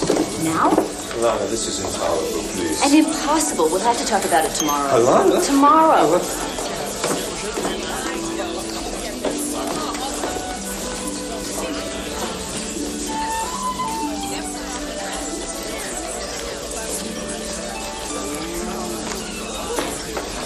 Happy birthday to you. Happy birthday to you. Happy birthday, dear Alana. Happy birthday to you. Thank you. Happy birthday.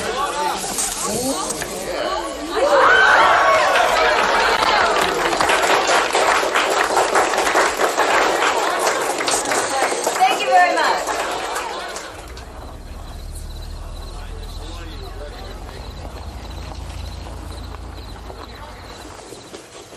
I think it went very well. Oh, yes, of course. Why wouldn't it? Well, good night, darling. You know, I was thinking, Oh, Arthur, darling, it's so late. Not tonight. well, good night, darling. Happy birthday. Thanks.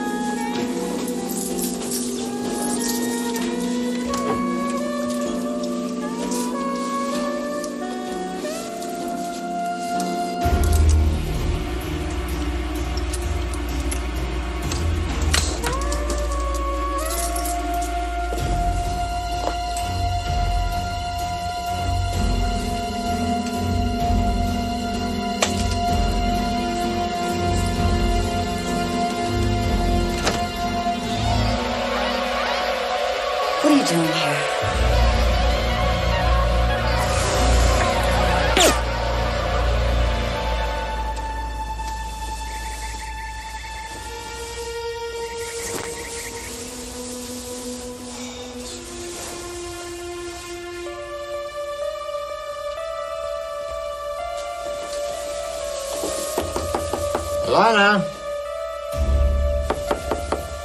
Lana, did I hear you mention having breakfast with the Esmonds today? You awake? I'm coming in.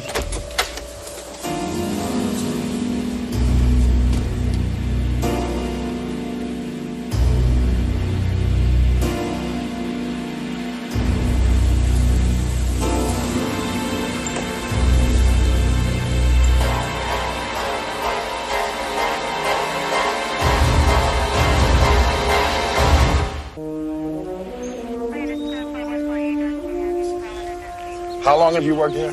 I've been in the employment of Mrs. Westbrook for 7 years. From what you've been telling me, it sounds like you don't like Mr. Westbrook. He didn't treat Mrs. Westbrook very well. Your name again? Eric? Eric, hang tight. I'll get back to you. As you wish, sir.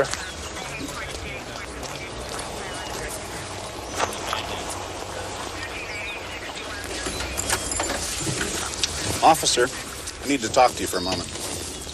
I found something I think you're going to be interested in.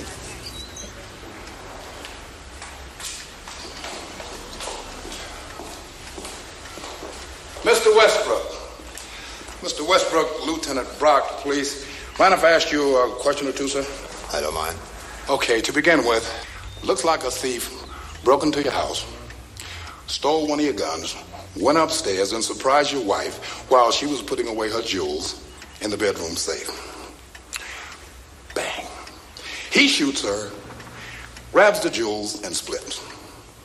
And while all of this was going on, my guys tell me, you never heard a thing. Well, I take a sleeping pill, Lieutenant. It's very effective. I wish I had heard something. I might have been able to do something. Might have been able to do something. Lieutenant? Excuse me, sir.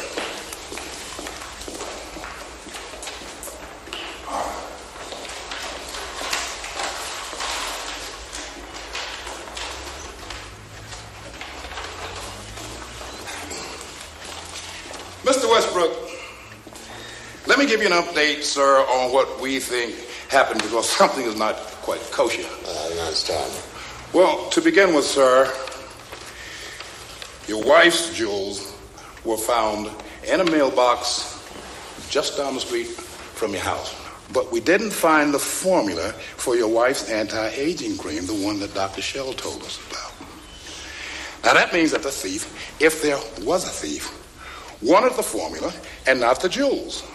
Which means that the thief, if there was a thief, knew precisely what he was looking for.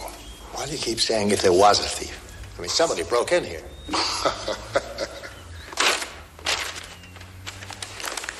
Mr. Westbrook, nobody broke into this house, sir. What about that window? Mr. Westbrook, the window, broken from the inside out. You see, the thief, your wife's killer, wanted us to think he broke into the house, but we think he was inside all along. Inside? Inside, Mr. Westbrook. In fact, we think he's still here. And we think we'll be able to prove it. Prove what? The butler says you and your wife, well, you didn't get along. Would you like to tell us about it?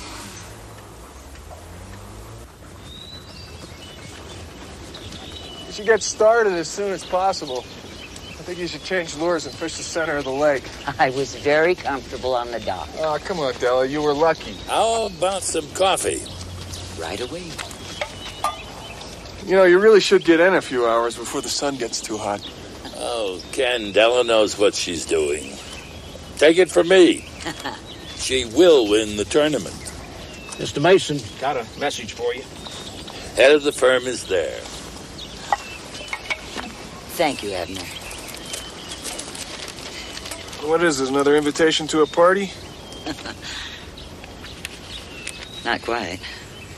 Arthur Westbrook's wife was shot last night, and he's been charged with murder.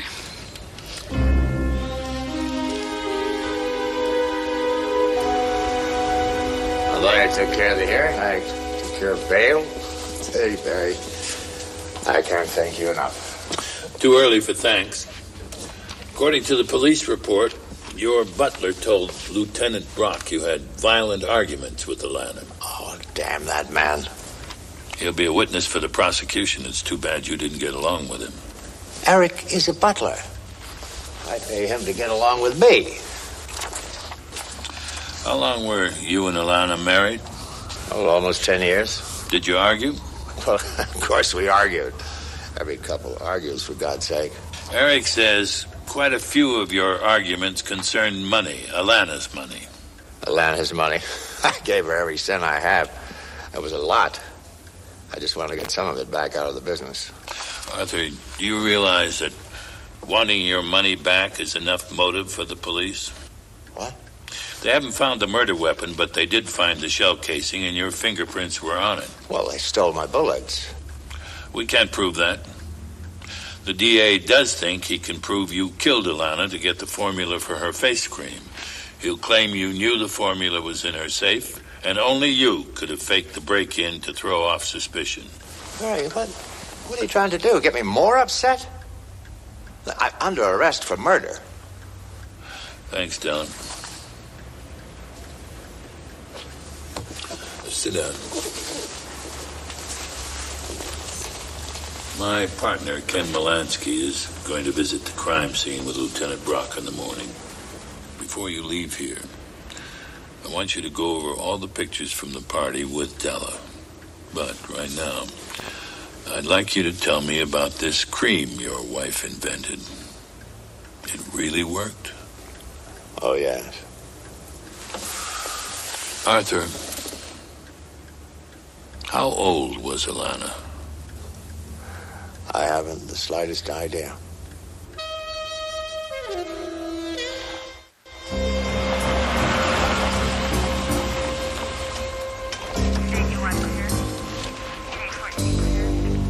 Morning, Lieutenant. Morning, Miss Molansky. Sorry I'm late. Going in. What do we got?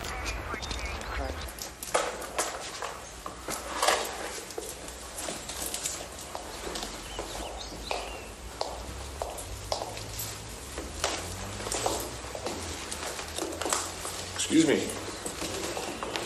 Mind if I take a look around? Who are you? My name's Melansky.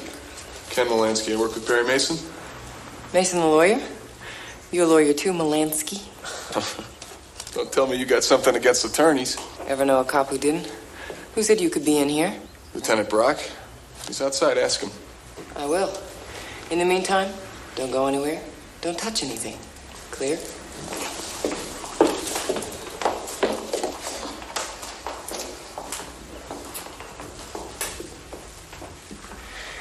You're not going to find anything, Melansky. Forensics swept the place clean yesterday. You have to tell your investigator that. She acted like I was trying to sneak out with vital evidence. What investigator?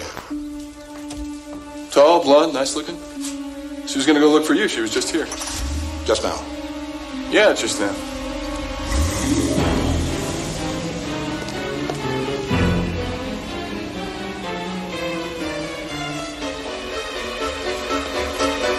She just drove away. It wasn't one of yours? The only woman on my squad is Laney Rodriguez, and she ain't no blonde. She had an ID, Lieutenant. Darius Quinn. I wrote her name and license number in the log. 10-1, it's a dead end. This is not another one of Mason's scams, is it, Melansky? Getting us running around in circles looking for some mystery woman? Give me a break, Lieutenant. Perry and I don't work that way. You don't know that by now. After you.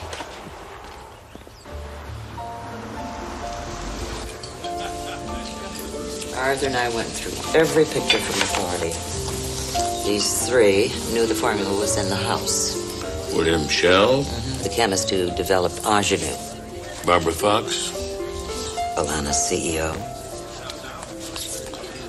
And Scott Collins? Her executive assistant. You're holding one back.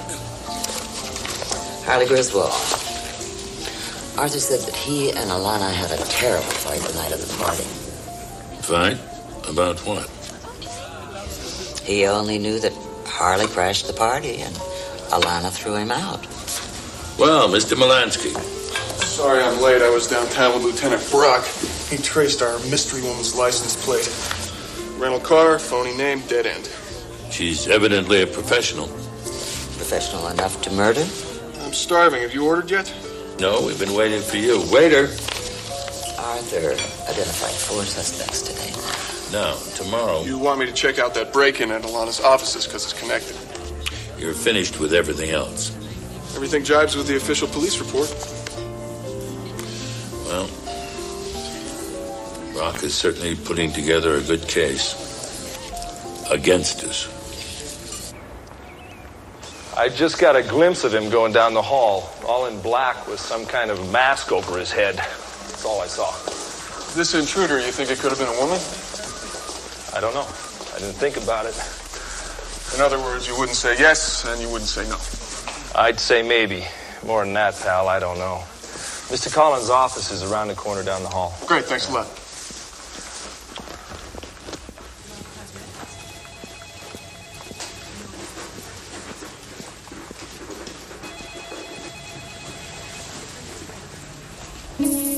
Hey.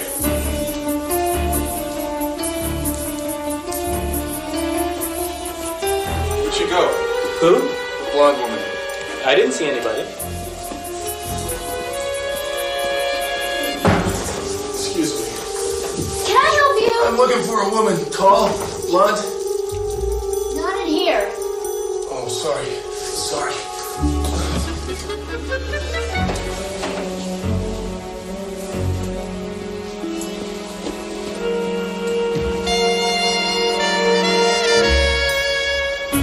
Wrong line.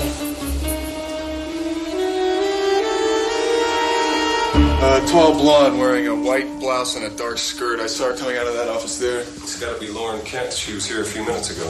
Who is she? She worked for Alana. Doing what? Special projects like the party, occasional dirty tricks, stabs in the back. Whatever Lauren Kent was doing, Alana kept secret. Well, she doesn't work for Mrs. Westbrook anymore. Now, what was she doing here? She said she had some loose ends to tie up. So do I. You know how I can find her? Well, her employment file's in the computer.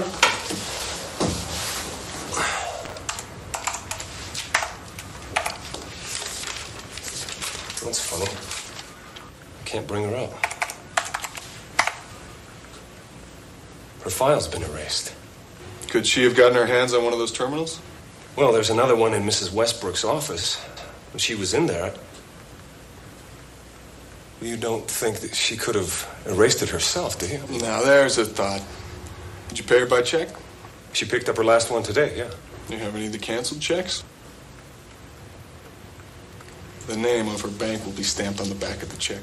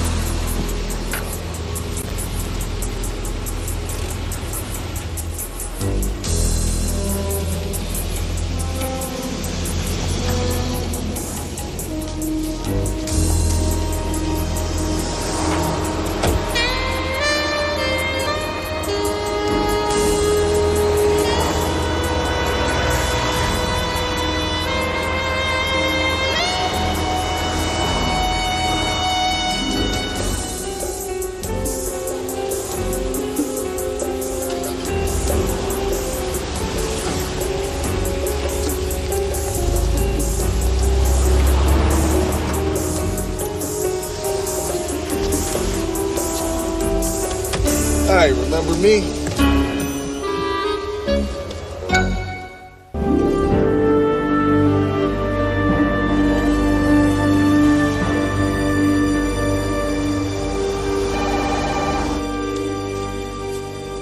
Hello? I'm back, Ken. Good, Lauren Kent's here. Why should I talk to you now, Mr. Melansky? Either here and now, Ms. Kent, or on the witness stand under oath. Suppose I just disappear. We'll find you. And then you can explain to Lieutenant Brock what you were doing at the Westbrook mansion impersonating a police officer. My name is Lauren Kent. I'm a PI. Here's my license. I've known Alana since I was a kid. I did a couple of jobs for her, and then she hired me on a permanent basis. What were you working on? She had me checking out some of her employees. Alana wasn't exactly what you'd call a trusting person. Your employer is dead. Why are you still investigating? I want to find out who killed her. You don't think it was her husband? No. For some inexplicable reason, Arthur loved her. Why do you care who it was? 2 reasons. First, I have this old-fashioned idea that anyone who commits a murder should be punished. Call me crazy. And second? If I solve this case, I'll never have to hustle for another job. I'll be famous, and like Mr. Perry Mason, the jobs will come to me. Does it work that way, Ken?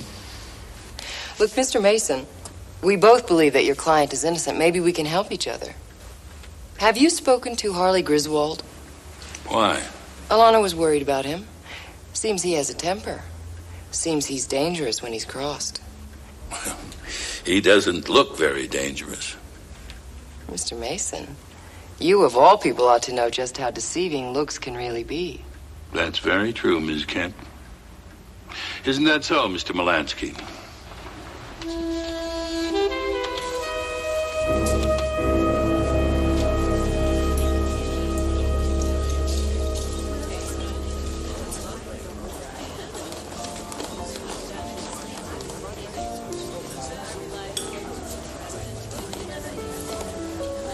Mr. Mason?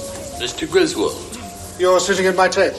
Yes, I know. Won't you sit down? Sit down. Thank you. Beverly Courtney, this is the famous Perry Mason who is attempting to pull dear old Arthur's bat out of the fire. How do you? Tell us about Arthur's struggle for justice. Must be an uphill battle. All struggles are uphill. Dear Arthur has such a charming personality that I'm afraid most people would be quite happy to see him in jail, innocent or not. How about you, Mr. Griswold? Do you think he's innocent or not? Well, even if he did kill Alana, who'd blame him? She treated him badly.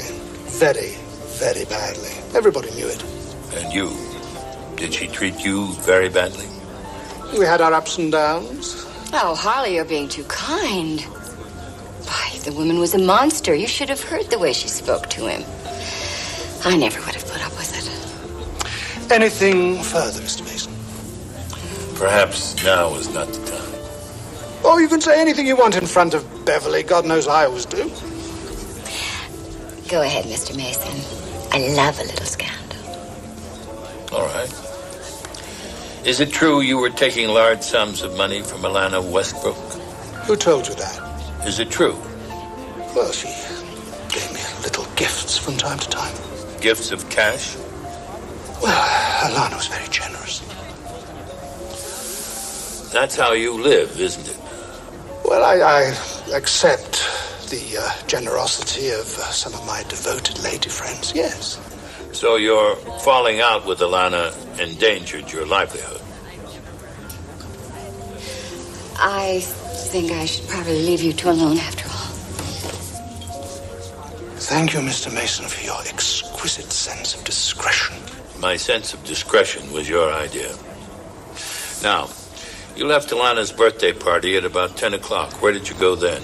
Home, which is where I'm going now. Good day, Mr. Mason. Why don't we just say au revoir? I'm sure we'll be seeing each other again.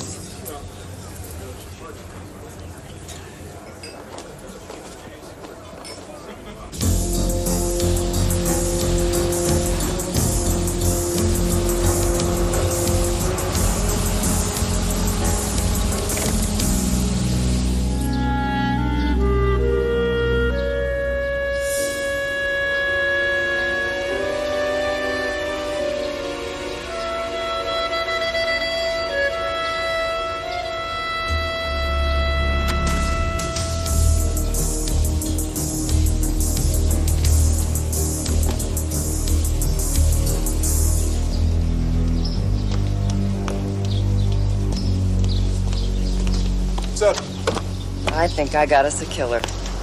I told Harley Griswold that I have a photo of him sneaking back into the Westbrook house the night of the party.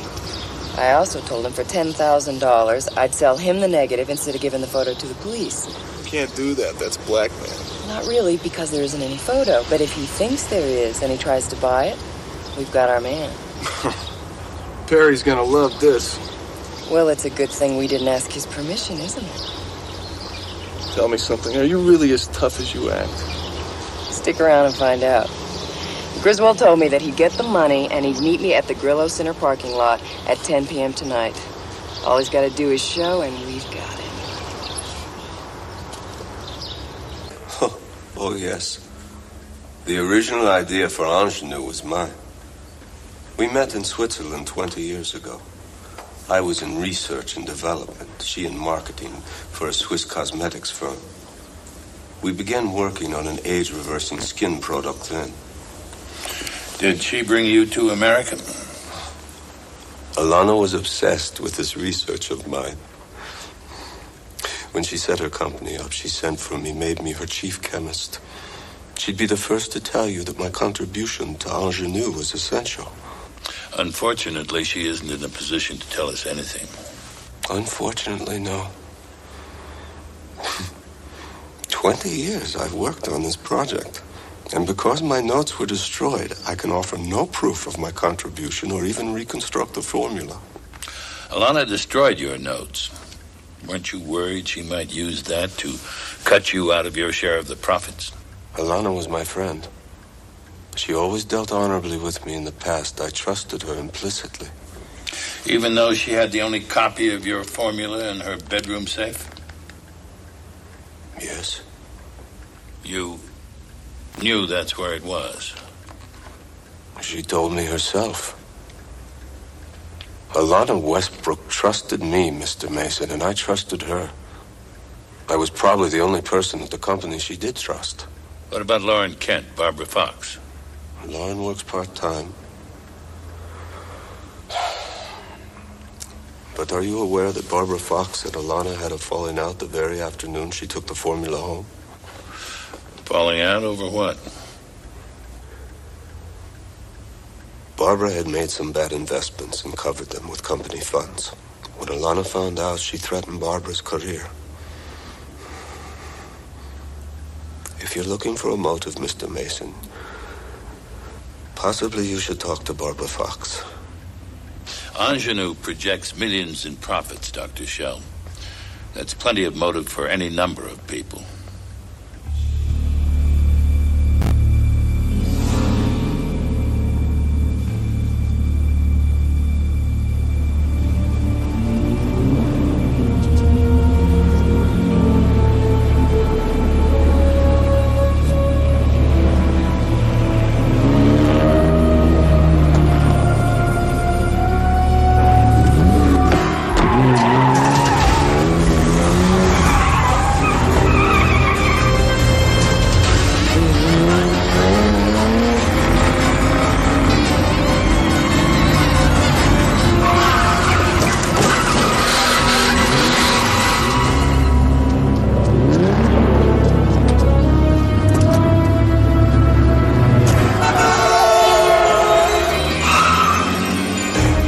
Okay? Did you recognize the car? Griswold.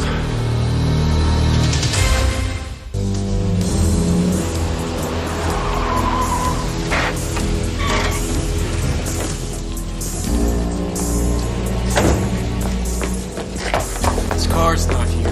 Neither is the houseboys. Doesn't look like anybody's home. Love to get the name of his mechanic. With a car like that, he's bound to have a good one, and after tonight, he's gonna need some repairs. Lauren. Lauren! Hey, it's breaking and entering. So Griswold tried to kill us. We're even. You coming? No, you can't do that. Watch me.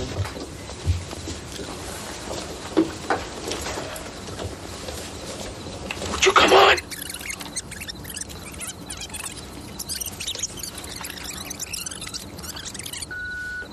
Mr. Griswold, this is Karl Schleusner calling from Zurich. I'm the acquisitions manager from Schönheitgesellschaft, and I'm leaving this message to confirm that I will be meeting your flight when you arrive here on the 19th, as per your fax. I wish you a safe journey. Goodbye.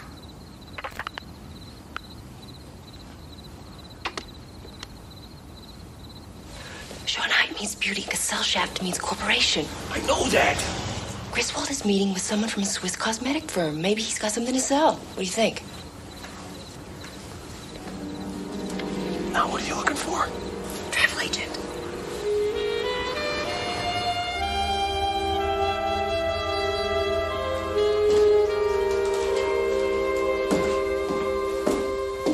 I really pride myself on my coffee. Can I take your coat for you? No, I won't be staying long. I take it black.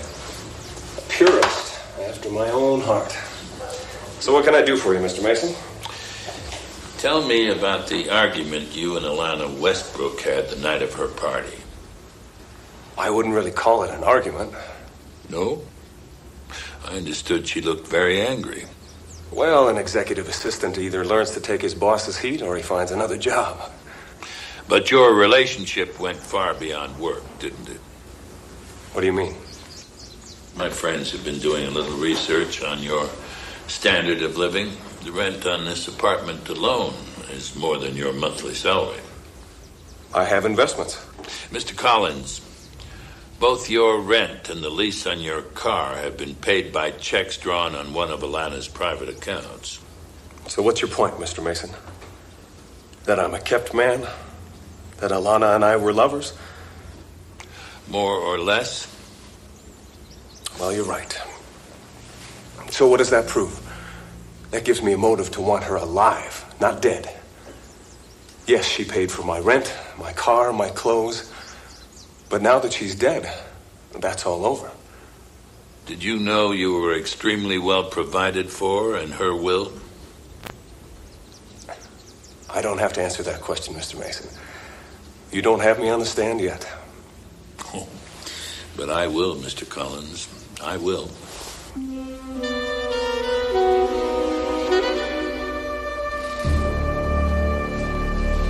Morning. Morning, sir. How can I help you? Looking for a Jaguar Mark II sedan, early 60s? Want to buy a classic Jag, do you? Come to the right place here. Actually, I'm looking for one in particular, a dented left front fender, a wing, you'd call it. Mind if I take a look through your service base? Wouldn't be one of them insurance blokes, would you? No, I'm an attorney. I'm working on a murder case. Name's Melansky. So? So, I can get a court order to look through your books and your service bays. But why make things difficult on both of us? Bloody lawyers. Come on. There you are. Is that what you're looking for? Yeah, that's it. Who's it belong to? Oh, come on, mate. There's a limit. I've got to respect the confidence of my customers. I can understand that. Mr. Griswold wants to keep this under wraps, doesn't he? If you know everything already, why ask me? Bloody lawyers.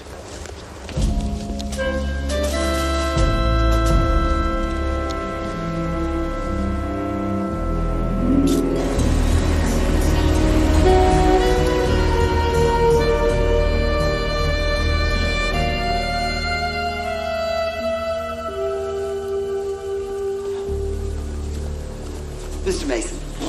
Barbara Fox. My secretary told me you were waiting. I've been expecting a visit from you. Really? Well, ever since the head of accounting told me your Della Street was trying to get a look at the company books. You had the book sealed, Miss Fox. I was hoping I could persuade you to change your mind. I'm sorry, but the company's financial records are strictly confidential. But now that Alana is dead, you must control the company funds. That's correct.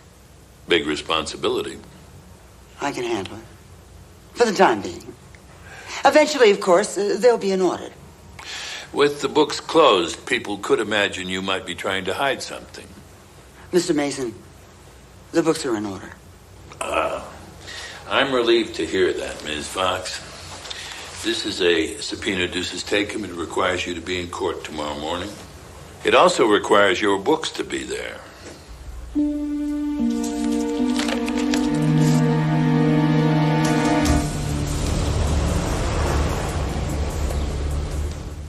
Also, das weiß ich. Herr Mason wird Sie im Sommer, wenn in Holland im Haag ist, anrufen. Ja. Dankeschön, Herr Director. Auf Wiedersehen. Carl Schlusner says I need to work on my accent. Anyway, Griswold faxed him there yesterday, saying he was coming into Zurich next week in order to discuss a significant business proposition involving a new product.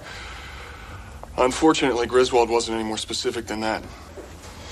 His travel agency said that Griswold faxed them 2 days ago, requesting a one-way ticket to Zurich on the 18th. He contacted both of them by fax. Mm-hmm.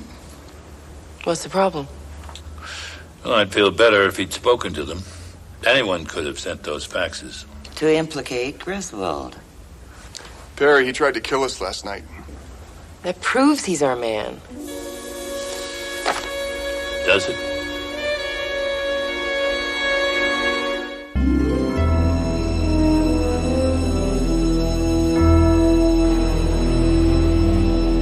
I show you State Exhibit G. Do you recognize this shell casing? Yes, it has my mark on it, and it was found in the room where Alana Westbrook was killed. Now, is this casing similar to the ones used by the defendant for target shooting? Yes, it was compared to other bullets found in the defendant's house. That's an exact match.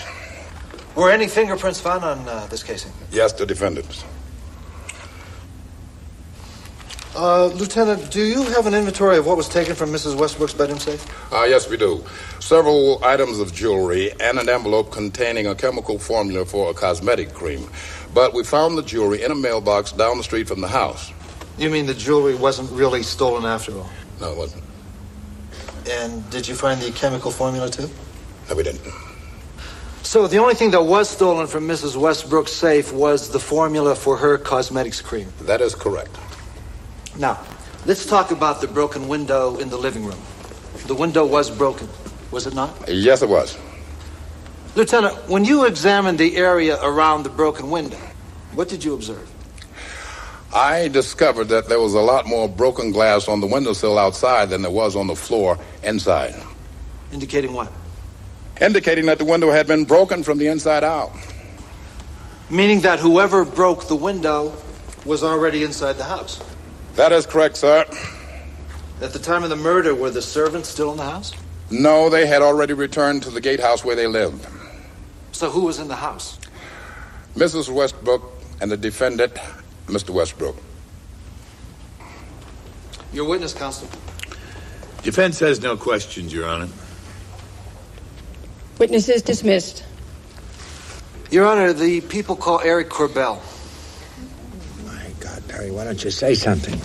So far, there's nothing to say. And what did these arguments between the defendant and Mrs. Westbrook concern? Do you recall? Sometimes they were because he was jealous of other men, but mostly they were about money.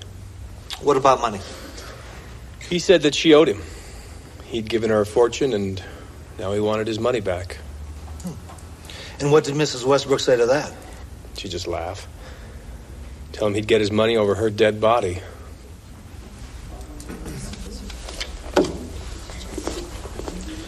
Your witness, counsel. Defense has no questions.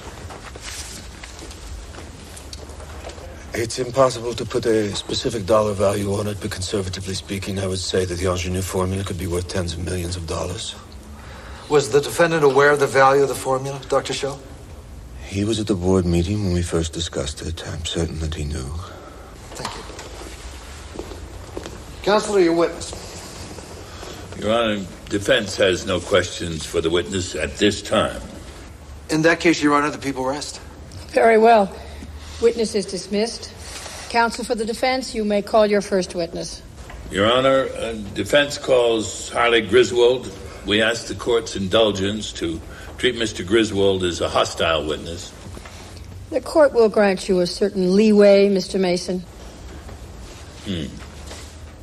Mr. Griswold, I'd like to direct your attention to the young lady in the second row of the spectator section.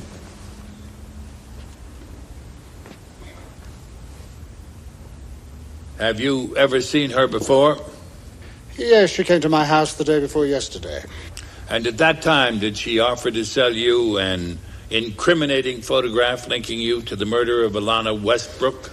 She most certainly did not. She said she was a reporter from the National Informer, and she wanted to interview me for a story on Cafe Society snobs. I threw her out. I can put the young lady on the witness stand if necessary. You can do what you want. It's your trial. I'm telling you the truth. What kind of car do you drive? 1961 Jaguar Mark II 3.8-litre sedan, British Racing Green. Your vintage car was involved in an attempted vehicular homicide 2 nights ago, was it not? If you say so, it must be true. The left front fender of your car was severely damaged, was it not? Yes, it was. In fact, that car belonging to you is at Imperial Motors having that fender replaced. Is that not true? Yes, that's quite right. My Jaguar was stolen from its garage that evening. I found it the next morning, parked around the corner with just the damage you describe. You're telling us someone stole your car, smashed it up, and then returned it? Why would someone do that, sir? Well, I suppose someone might be trying to implicate me in some way, to set me up in the language of the streets. Why didn't you report the theft and the damage to the police or to your insurance company? Well, every time I try to make a claim, they raise the rates. It's cheaper for me to pay for the repairs myself. Now, we've heard testimony about the value of the ingenue formula. Isn't it a fair assumption that whoever murdered Mrs. Westbrook and stole that formula would be interested in selling it? Yes, I suppose so. But if you're going to ask me about that telephone call from Zurich on my answering machine, I promise you I know nothing about it. You have no plans to travel to Zurich to meet with representatives of a Swiss cosmetics concern? No, I don't. And after Alana's murder, why did you fax your travel agent and order a one-way ticket to Zurich? I didn't. Mr. Griswold, this is the fax that your travel agent received. It indicates that it came from your home. I wasn't at home at that time. Somebody must be trying to impersonate me. The same someone who stole your car? Yes. The same someone who faxed a cosmetics company in Zurich and asked for an appointment in order to discuss vital business concerns? The same someone who's trying to frame me, yes. Do you have an alibi for the night of the murder? Or for the night that your car was involved in that accident? I was at home. No, you weren't. You left Alana Westbrook's birthday party at 10 o'clock. But according to your houseboy, you didn't arrive home until 2 a.m. Now that's 4 hours. 4! Where were you during those 4 hours, Mr. Griswold? I'm not on trial here. I don't have to furnish an alibi. The witness will answer the question. Your Honor, this is a very, very personal matter. Didn't you kill Alana, Mr. Griswold? And when Lauren Kent confronted you with proof of your guilt, didn't you try to kill her also? No. Then where were you the night Alana was killed? Oh, for heaven's sake, Harley, tell them.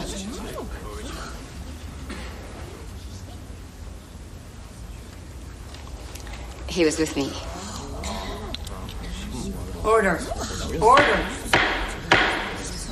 Madam, you will be seated and you will be quiet.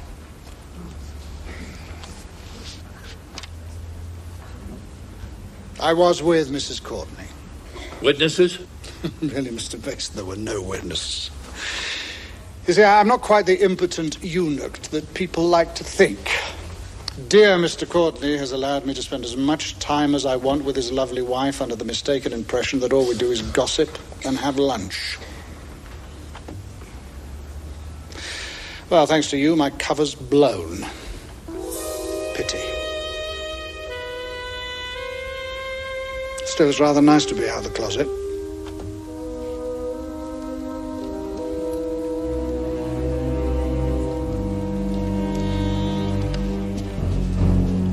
Mr. Mason? Mr. Mason? Your Honor, defense requests a short recess. Court is in recess for 20 minutes. All rise. Lauren set us up. Find her.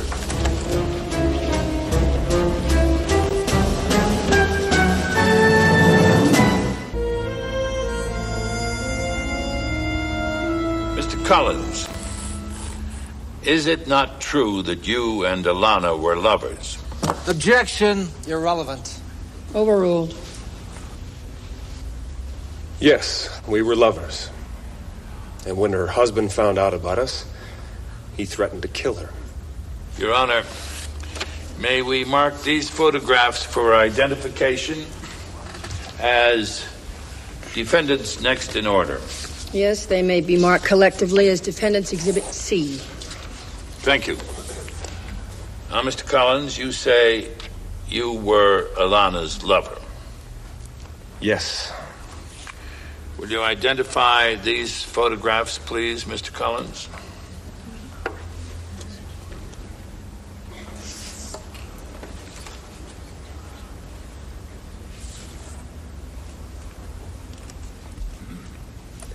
They're pictures of me with a friend of mine. A young female friend, and the nature of the friendship is quite clear. Now, Alana was given those photographs on her birthday, was she not? You argued with her over those photographs, did you not? Yes. She was upset. What was she going to do, Mr. Collins? Nothing. Nothing? Nothing. To make certain she did nothing, you got rid of her.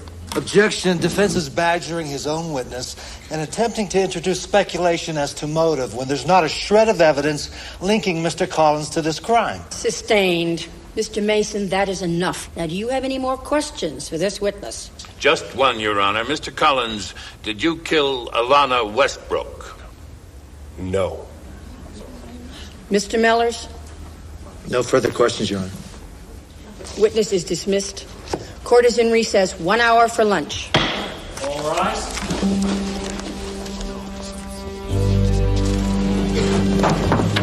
Damn it, why didn't you let her? Just leave her alone. Leave her alone, I told you. Bailiff, separate those two men.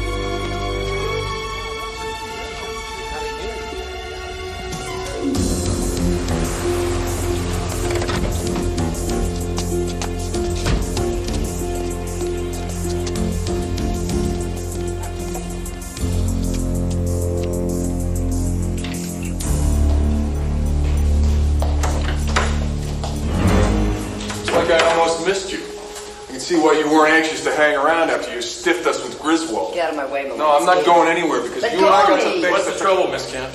Kenny, I told you I don't want to go out with you anymore. Now I'm going away. Can't you just accept that's that? cute, real cute. You were the lady. Now be mature. Hey, you're totally getting the wrong. You okay, Miss Kent? I am now. Thanks, Eduardo.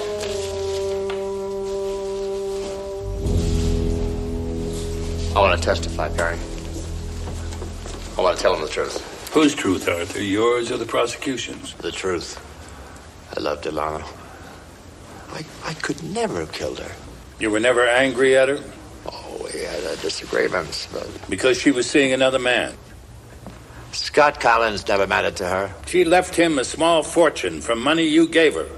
Well, it was her business. But your money, you must have hated her. No. But she betrayed you, made you look like a fool. Damn it, no. No, she didn't betray you, or no, you weren't a fool. Just shut up. Will you shut up? Now that's why I won't let you testify.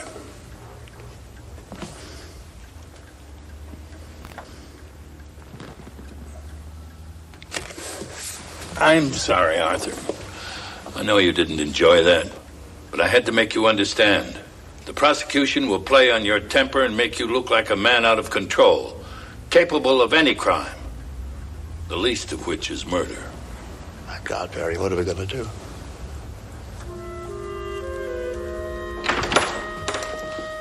Hey, I thought I told you to take a hike.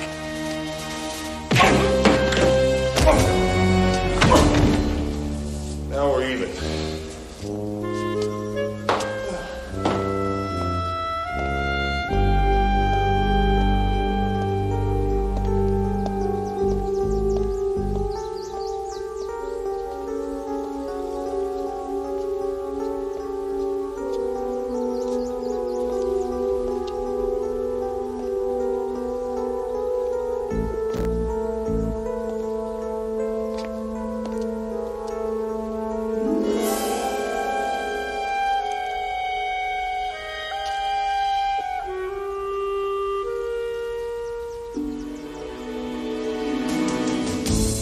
Lauren, glad God caught you.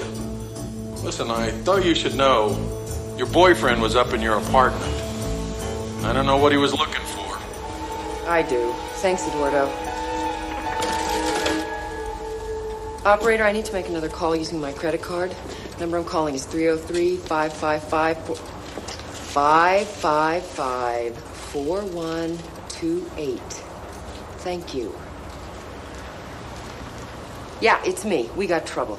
I think that Lori Melansky's gonna follow me here. Here, Porterville. I don't know. I think he broke into my apartment, and I'm sure he found something that's gonna lead him down here. Well, I'm headed back to the house right now, but I'm afraid he's gonna follow me there. Yeah, I can do that. What road is that? Yeah, I can do that too. Yeah, I'll make sure he's behind me when I get there.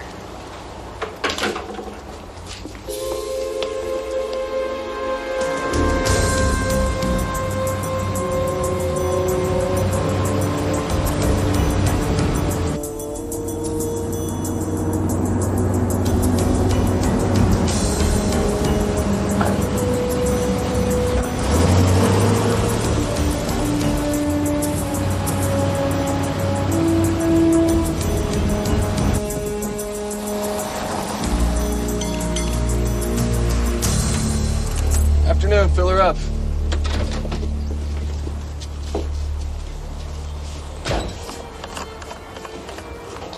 Whew, long way from Denver.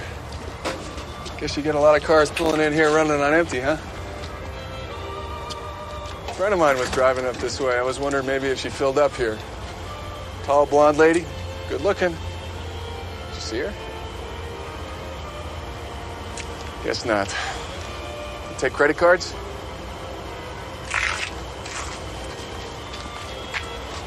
Great.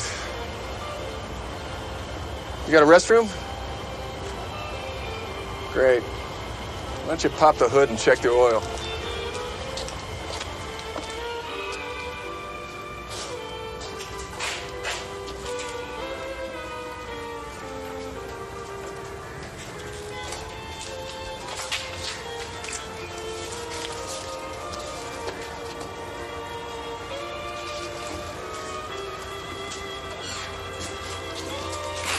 Look, my name's Molansky. I'm an attorney working on a murder case, and this lady, Lauren Kent, is a crucial witness. I need to find her. Now, she was here. You must have seen her.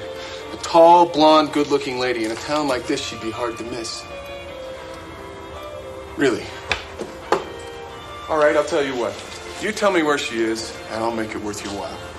$20.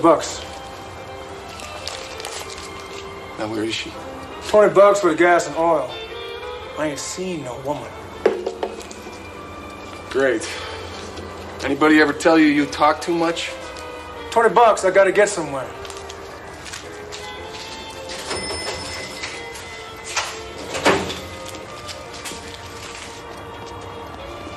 WJ, watch your shop. I'll be back in a few minutes.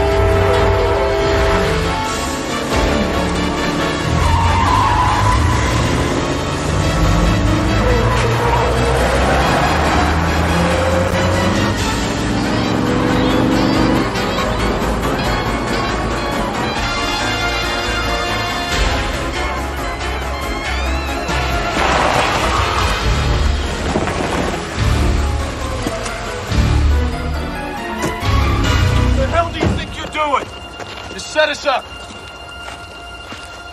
What is this, some kind of game to you?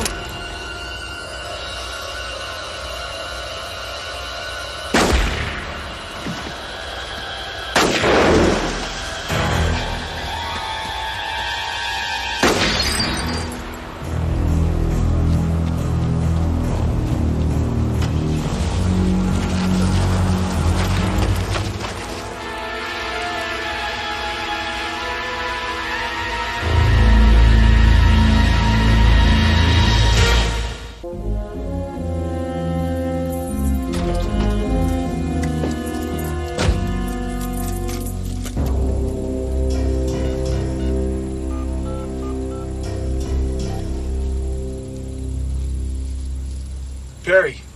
Ken, I can barely hear you. Where are you? Porterville. Where's Arthur? He said he was going home. Why? He's not there. I just called him. Perry, listen. Lauren Kent was shot and killed this afternoon. The Porterville police did a complete ballistics test on the bullets they found, and they were definitely fired from the same gun that killed Alana Westbrook. I think Arthur killed them both. Ken, that just can't be so. Well, then where is he? It was his gun and his bullets, and he had a lot to gain getting Alana and Lauren out of the way. Perry, I just don't want you going out on a limb on this. Look, Ken, once I was your lawyer. I believed in you the way I believe in Arthur. Now do this for me, Ken. Ken, are you there? Yeah. Alana Westbrook was raised in Porterville. Find out where she lived, who remembers her when she was a child. Find out what relatives she has there. Get back to me as soon as... Perry? Ken? Ken?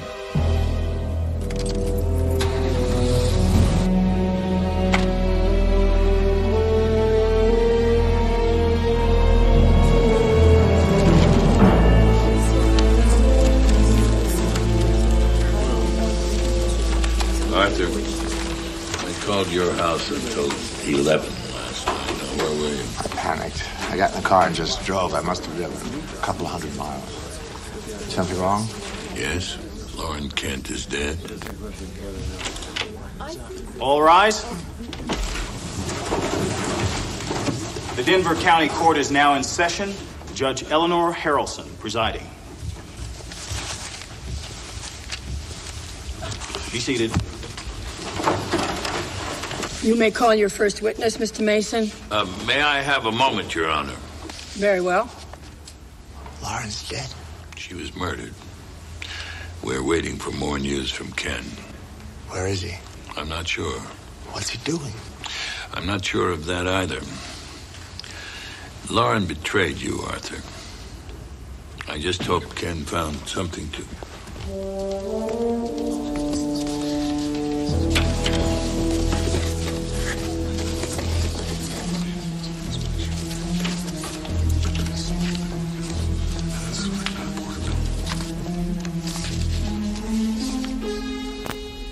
Mr. Mason. Your Honor, some new evidence has been found. I'd like to recall Dr. William Shaw, but I'd also like to take a short time to go over this evidence. Court will be in recess 15 minutes. That short enough, Mr. Mason?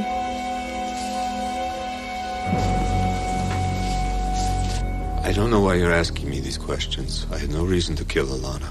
You and Alana Westbrook developed the ingenue formula together, is that right?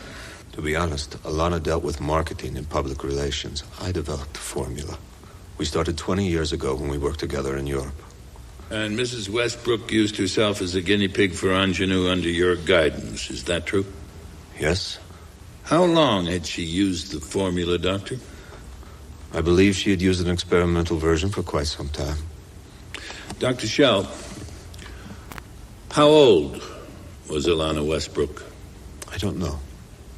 Now, I gave you 2 envelopes. Would you look into envelope number 1, please? Now, that is the birth certificate Alana Westbrook showed to the press to prove she was 62. Do you recognize it? Yes. Now, envelope number 2, please. That is another birth certificate, one which was found in the house of a woman named Lauren Kent. To whom does it belong? Alana Westbrook. According to the birth date on that certificate, how old was Alana Westbrook when she died? 40. How old? 40. And ingenue never changed her appearance, did it, Doctor? Her appearance was always miraculous, wasn't it? She was very beautiful, yes. And you were in love with her. Mr. Mason. Yes, I loved her. Dr. Schell, if Alana was only 40 and the face cream had not changed her appearance, then the whole thing was a charade, almost fraudulent. No, it was not a fraud. The cream just wasn't ready yet. Alana said that she could no longer afford to wait for us. She was deeply in debt. So, Lauren Kent planted that counterfeit birth certificate and those false records. It was Lauren's idea and Alana's. They said it would take the public years to realize that ingenue didn't work. I tried to stop them. You see, Mr. Mason, the cream really was great. The formula was almost ready. Germany, Dr. Schell, Germany. Isn't it true your father changed your family name when he and your mother moved out of Germany? Our name used to be Schellenberg. Your grandfather, Gustav Schellenberg, was a renowned marksman. He passed that skill on to your father, who then taught it to you. Isn't that correct? As a matter of fact, you were a greater marksman than Arthur Westbrook. I was considered by some to be an expert marksman, yes. Your Honor, I'm momentarily through with this witness, but I reserve the right to recall him. I now call W.J. Cronkite to the stand. Mr. Cronkite, you were the one who helped Mr. Melansky find his way to Lauren Kent's house that first time, that correct? Yes. You also helped him find all the evidence he just brought into court. Yes, I did that, and I sure hope it wasn't against the law. Oh, I think you're in the clear. Now, Mr. Cronkite, you also overheard a long-distance telephone call made by Lauren Kent at the Porterville gas station. Could you tell us about that? Well, I don't remember it all, but she said she was going to make sure that Melansky followed her up some road in his car, and that he was going to be right behind her when she got there. Sure sounded like something bad was going to happen. You know who she was calling? No, I don't know that. But I remember the number. Our phone's in terrible shape. It's kind of old. And she had to get a hold of the operator to get her call. I jotted down the number. I got it right here. Your Honor, I'd like that telephone number introduced as Defense Exhibit D. Thank you, Mr. Cronkite. You've been very helpful. I now recall Dr. William Schell.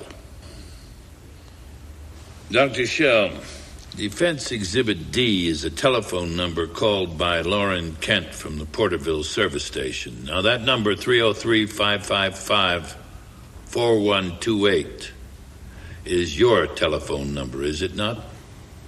Yes. So it had to be you that directed Lauren Kent to drive up that mountain road, to be followed by Ken Melansky. Yes. Only you had the knowledge that they were on that road, and you are an excellent marksman, Dr. Schell. She betrayed you. Both you and Alana. You couldn't let her get away with that, could you? That why you killed her?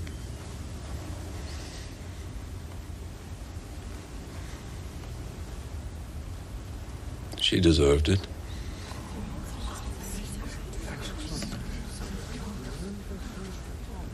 The woman you loved, did she deserve to be killed? We were happy in Switzerland. I was in love with her. I would have done anything for her, anything. I created the formula for her. Ambitious. She was so ambitious. She left me, went to the United States, and married him. I was never the same, Mr. Mason. I was devastated. When she called, asked me to be her chief chemist. I couldn't say no. I could never say no. I couldn't say no to being with her. And then she stole the formula. I was never to see her again. Can you imagine? I would have given her anything. She didn't need to do that.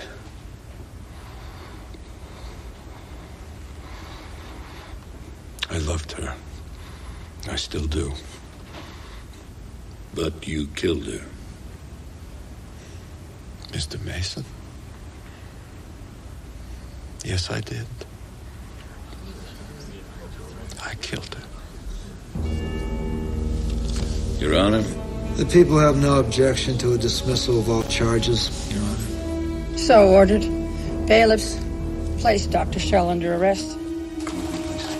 Court is adjourned.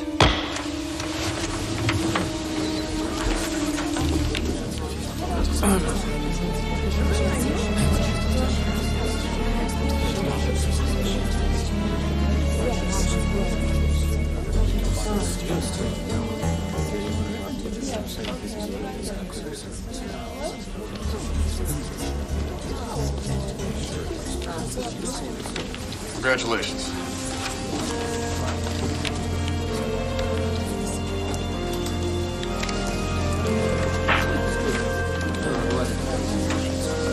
Harry, I loved her so much. And it's funny how things can change. She wasn't a very good person, was she? Maybe I'm not much better. You know, Perry, you can't imagine what it means to me that you stuck by me. That's what old friends are for. Yeah. Old friends. Thank you.